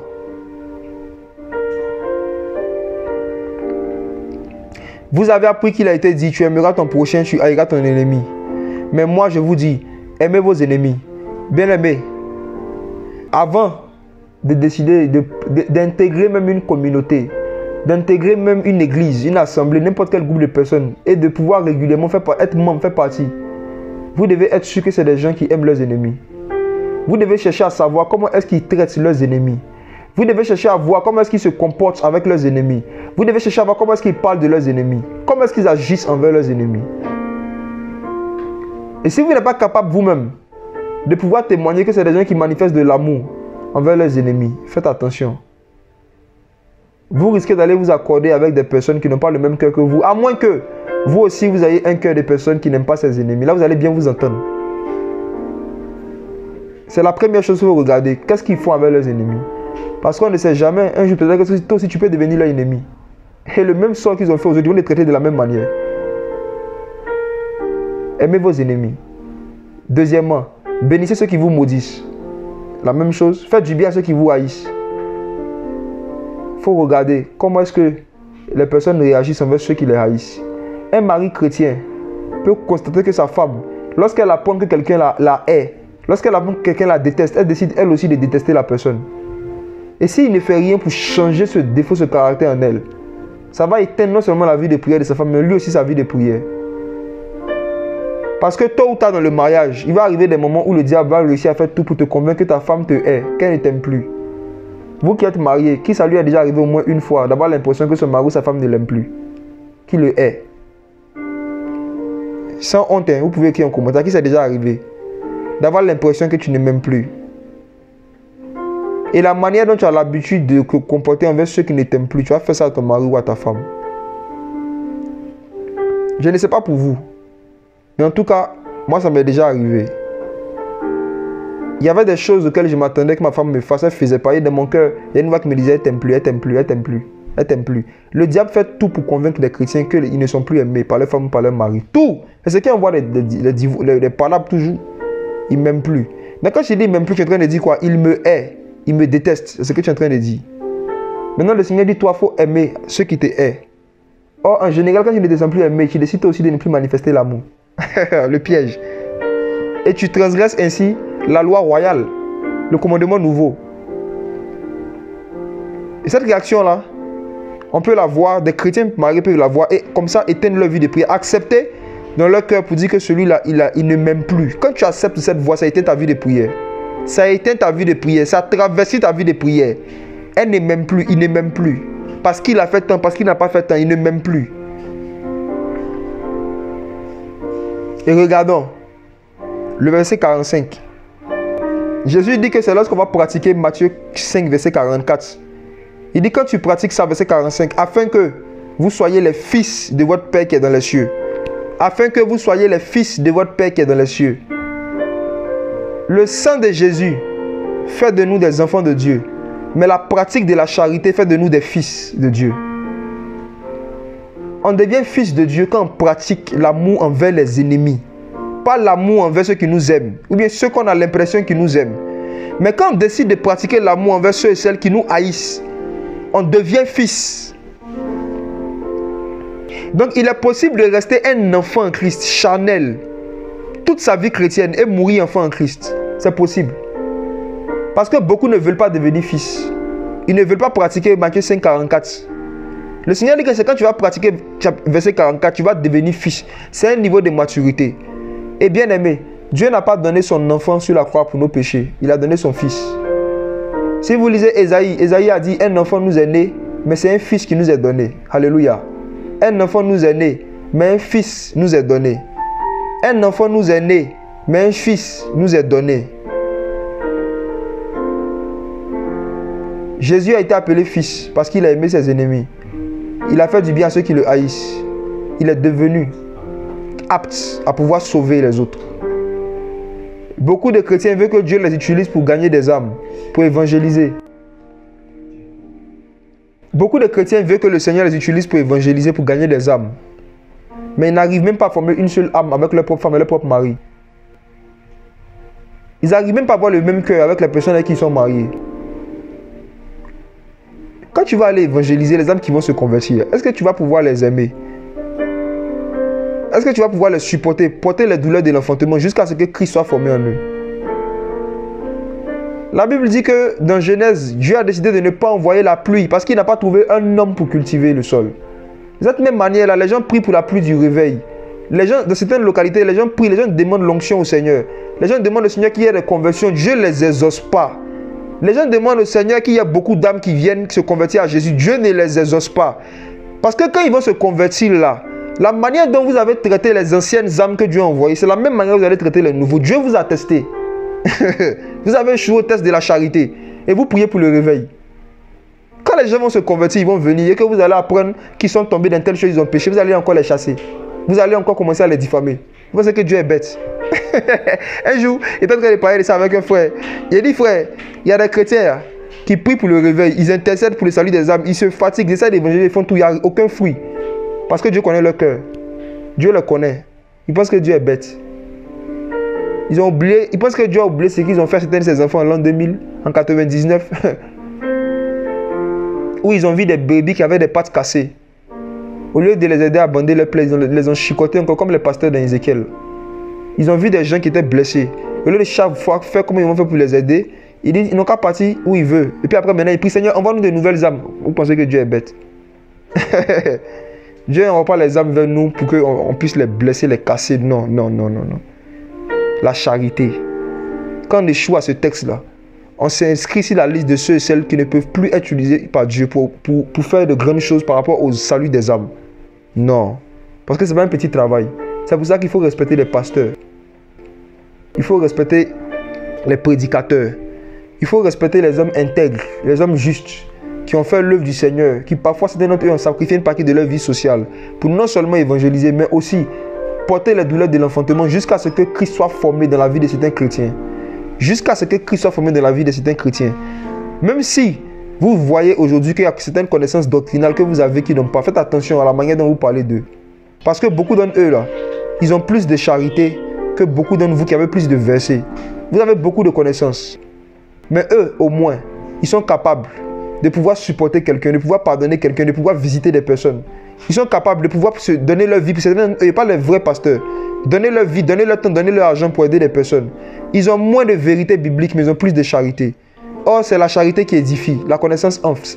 C'est avec l'amour fraternel qu'on édifie les gens. C'est avec l'amour fraternel, c'est l'apôtre Paul qui a dit ça. Il dit, la connaissance enfle, mais c'est l'amour fraternel, la charité, c'est ça qui édifie. C'est ça qui édifie. Que Dieu nous apprenne à édifier, à édifier nos femmes et nos maris, les chrétiens mariés, à nous édifier par la charité, pas par les versets. C'est la charité qui édifie, c'est l'amour fraternel qui édifie. Que le Seigneur apprenne aux chrétiens mariés à chercher à s'édifier mutuellement par la charité. Or, la charité pardonne tout. La charité supporte tout. La charité croit tout. La charité espère tout. Quand toi tu es chrétien et puis tu dis à ton mari, toi tu n'as jamais changé, tu es en train de le maudire. Quand toi tu es une chrétienne et puis tu dis à ton mari, tu ne vas jamais changer, tu es toujours pareil, tu vas jamais changer, tu es en train de la maudire. Et ça, c'est pas la charité. La charité espère tout.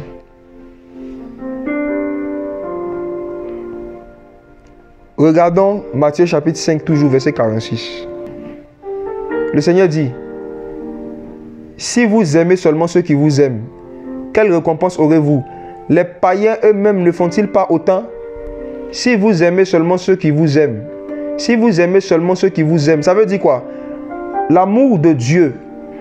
On ne reconnaît pas quelqu'un qui a l'amour de Dieu seulement en sa capacité d'aimer ceux qui l'aiment, mais surtout en sa capacité d'aimer ceux qui disent qu'ils le détestent. Quand un chrétien vient se plaindre, ceux-là ils ne m'aiment pas, hein. Ceux-là ils me détestent, ceux-là ils ne m'aiment pas, ceux-là ils me détestent. Il faut lui poser une question. Et toi, qu'est-ce que tu ressens pour eux? S'il dit, je l'aime, s'il dit d'accord, dans ce cas, si tu les aimes, je suppose que le comportement qu'ils ont envers toi, tu ne vas jamais manifester ça envers eux alors. Parce que tu estimes que c'est parce qu'ils te détestent qu'ils ont fait ça. Donc si tu décides de riposter de la même manière qu'eux, c'est que tu les détestes aussi. Je vais terminer avec ceci.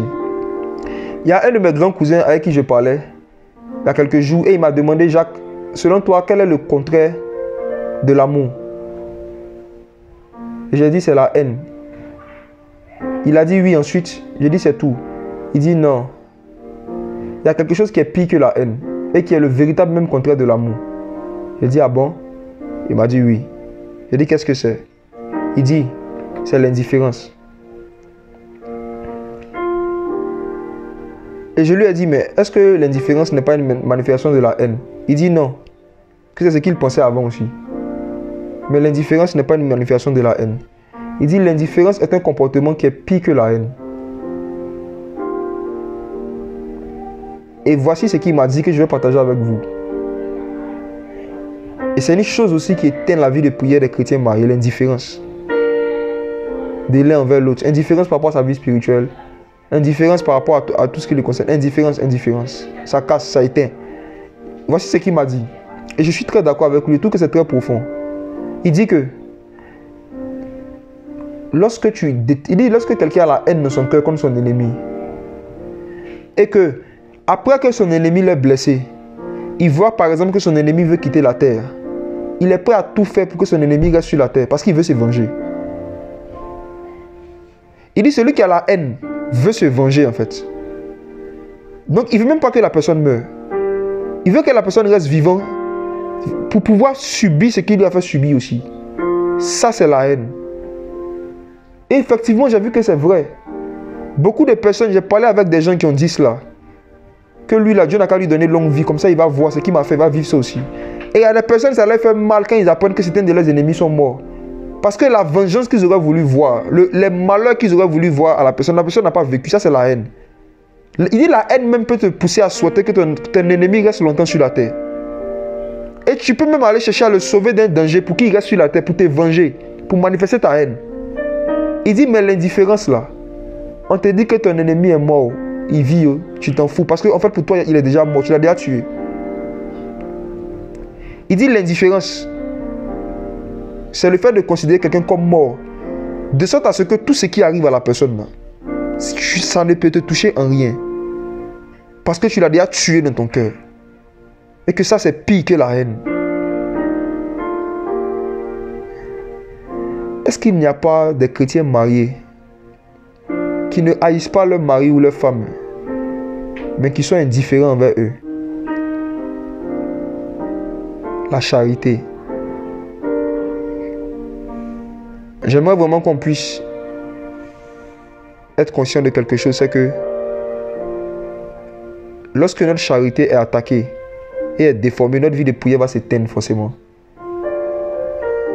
On peut commencer à avoir une vie de prière religieuse, mais pas une vie de prière profonde. Parce que la charité, telle que le Seigneur l'a enseignée, qui n'est pas l'amour envers ceux qui t'aiment. Le Seigneur dit, si vous aimez ceux qui vous aiment, les païens font ça, ça c'est pas la charité. Il dit, mais vous devez aimer ceux qui vous haïssent. Et ta capacité d'aimer des personnes que tu sais qui ne t'aiment pas t'aide à reconnaître si tu as une vie de prière ou pas. Parce que c'est impossible d'aimer ses ennemis sans la prière. C'est pas possible, frère. J'ai essayé, ça ne marche pas. Tu peux être là, des gens te blessent, ils te font des choses, puis tu dis, moi, il laisse tomber, il pardonne. C'est un piège. Hein? Si tu n'as pas prié pour eux, si tu ne prends pas du temps dans la prière pour eux, Aïe, aïe, aïe, aïe. Tu vas penser que tu as pardonné, mais Satan va stocker de l'amertume quelque part dans ton cœur là-bas. Satan va stocker de l'amertume quelque part.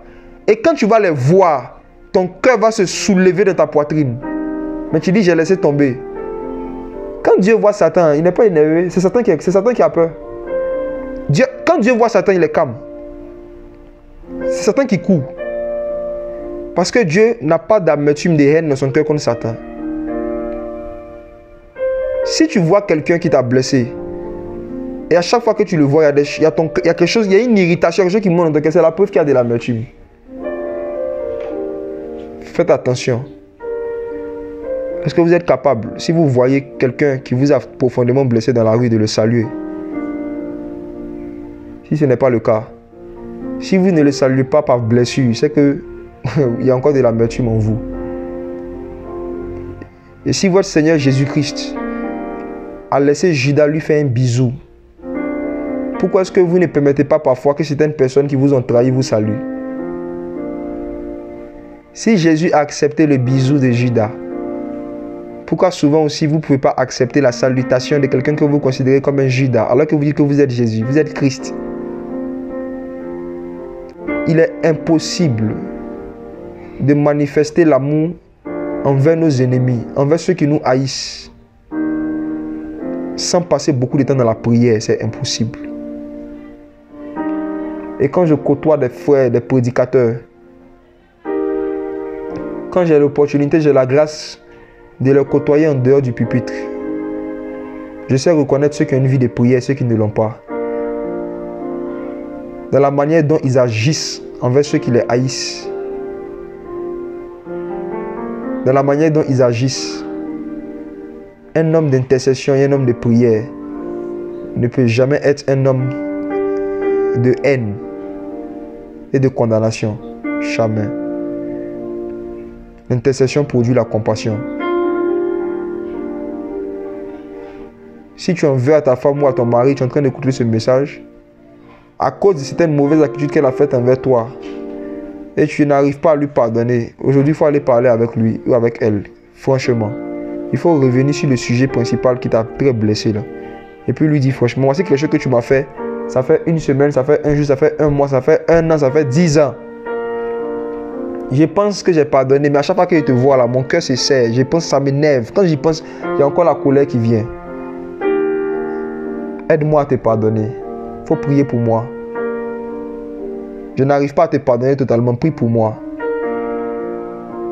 Soyez sincères. Que l'amour fraternel soit sans hypocrisie. Ce qui faisait la puissance de l'église primitive, ce n'était pas la connaissance seulement, mais c'était l'amour surtout, la charité. Jésus a dit que c'est par là qu'on va reconnaître qu'on est ses disciples. C'est comme ça qu'on va reconnaître. C'est pas quand on va nous voir parler en langue, on va reconnaître qu'on est ses disciples. Mais c'est quand on va nous voir manifester un amour qui n'est pas de ce monde, qui n'est pas ordinaire. C'est là que les gens vont savoir que ouais, voici des gens qui sont en communion avec Jésus-Christ, le Fils de Dieu. Et c'est seulement dans la vie de prière que Dieu nous communique son amour. Ayez en vous les sentiments qui étaient en Jésus-Christ. Mais il vous sera impossible d'avoir en vous les sentiments qui étaient en Jésus-Christ si vous n'avez pas l'amour, si vous n'avez pas l'intercession, l'amour de l'intercession, l'amour de la prière qui était en Jésus-Christ. Jésus-Christ aimait la prière plus que tout. Si vous regardez là, vous allez voir comment est-ce que Jésus-Christ priait. Malgré qu'il était le Fils de Dieu, il était sans péché. Malgré qu'il avait déjà jeûné 40 jours. Si vous regardez dans son ministère, des fois, la Bible dit qu'il se mettait toute la nuit à prier Dieu. Il se mettait à l'écart, il priait. Il finissait ses croisades, il y avait d'excellents miracles, de grands prodiges, mais il priait. Avant de distribuer le pain, il priait. À Gethsémane, mais il priait. Sur la croix, il priait. Et la dernière chose que Jésus-Christ a dite avant de mourir, c'était une prière. Père, pardonne-leur car ils ne savent pas ce qu'ils font. Père, je remets mon esprit en tes mains. Il est mort en priant. Jésus. Prieur infatigable.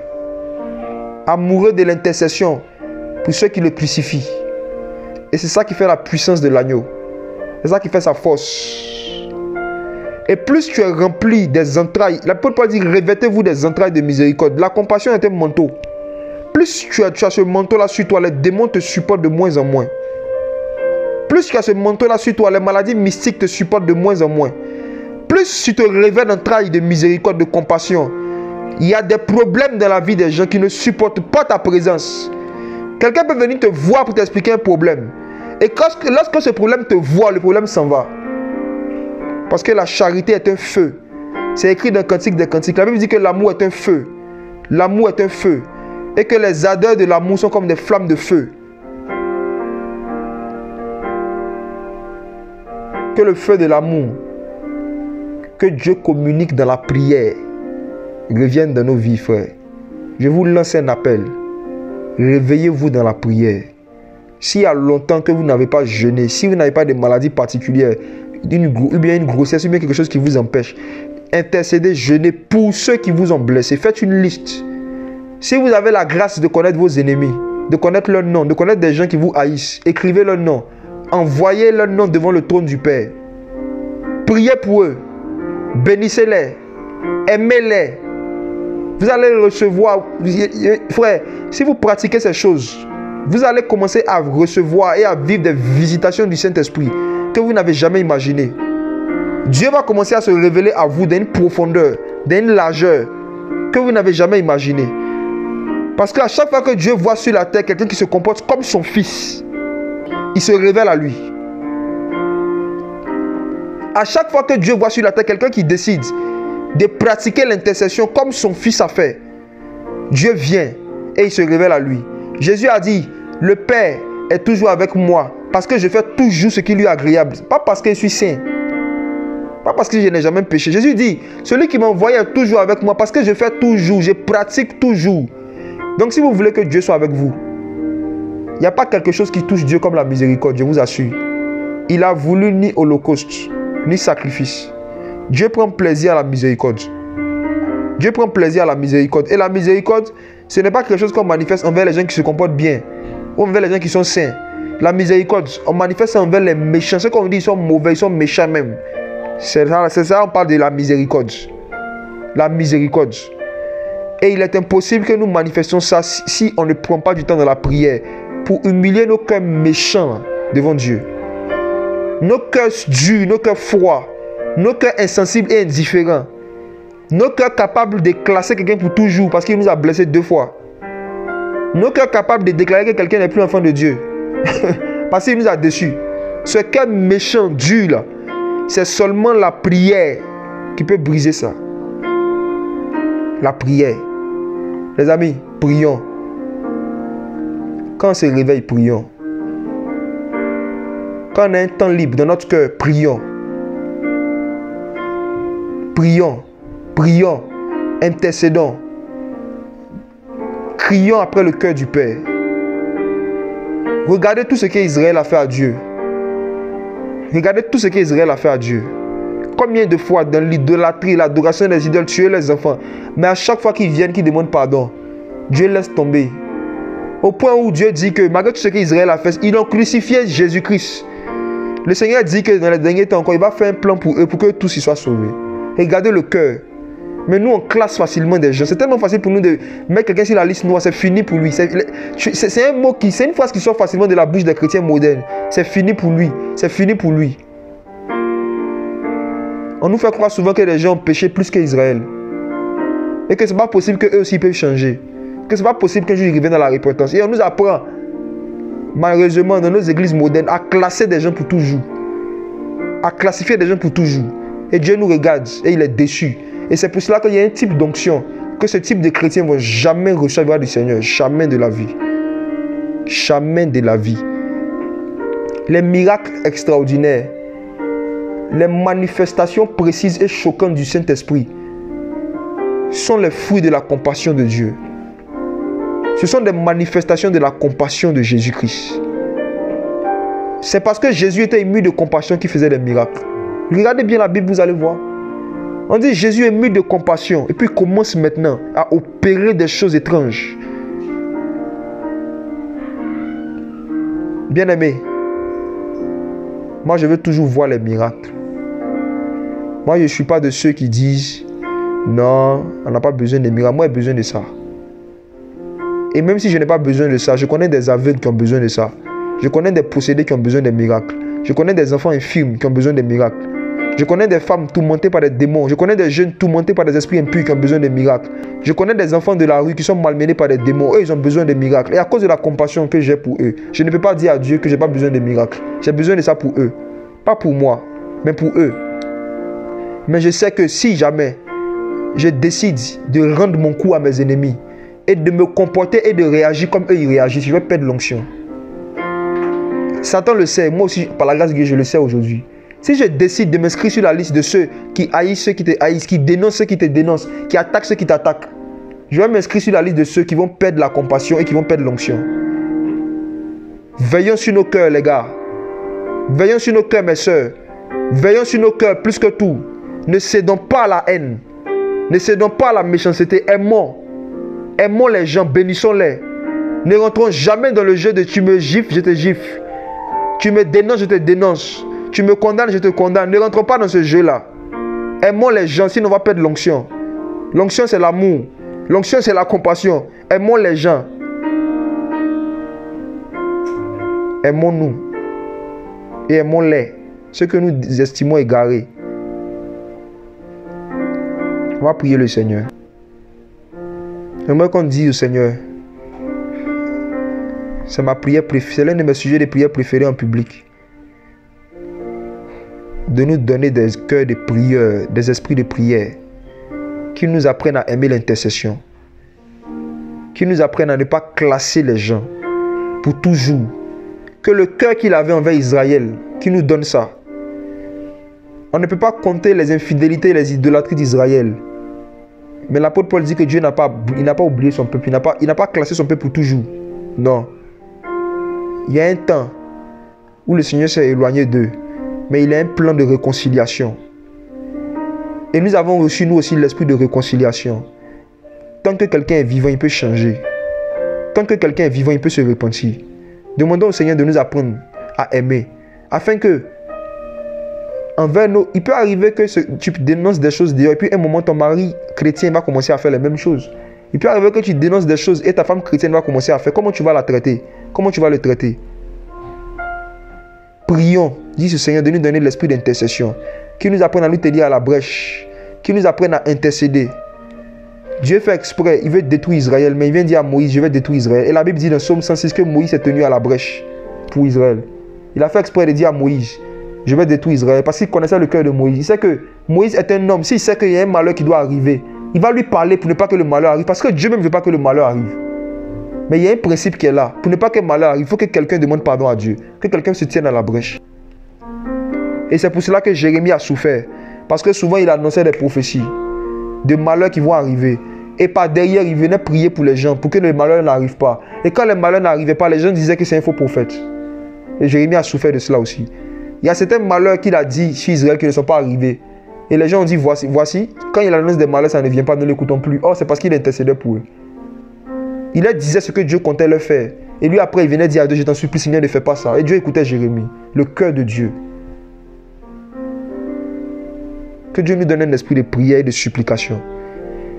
La Bible dit que c'est pas ça même que Dieu va sauver Israël. Quand Jésus va revenir, dans Zacharie, la Bible dit que Dieu va déverser un esprit de prière et de supplication. Et ils vont tourner les yeux vers celui qu'ils ont percé. Qu'est-ce qui va les pousser à se tourner vers celui qu'ils ont percé? L'esprit de prière. Qu'est-ce qui va pousser les gens? Qu'est-ce qui va pousser tout Israël à accepter Jésus? C'est l'esprit de prière que Dieu va déverser. Si Dieu déverse un esprit de prière sur vous et sur vos familles, beaucoup d'entre eux vont se tourner vers Jésus. C'est l'esprit de prière et de supplication qui engendre des conversions, frères. Demandons au Seigneur de nous donner cet esprit-là. L'esprit de prière et de supplication. Prions le Seigneur.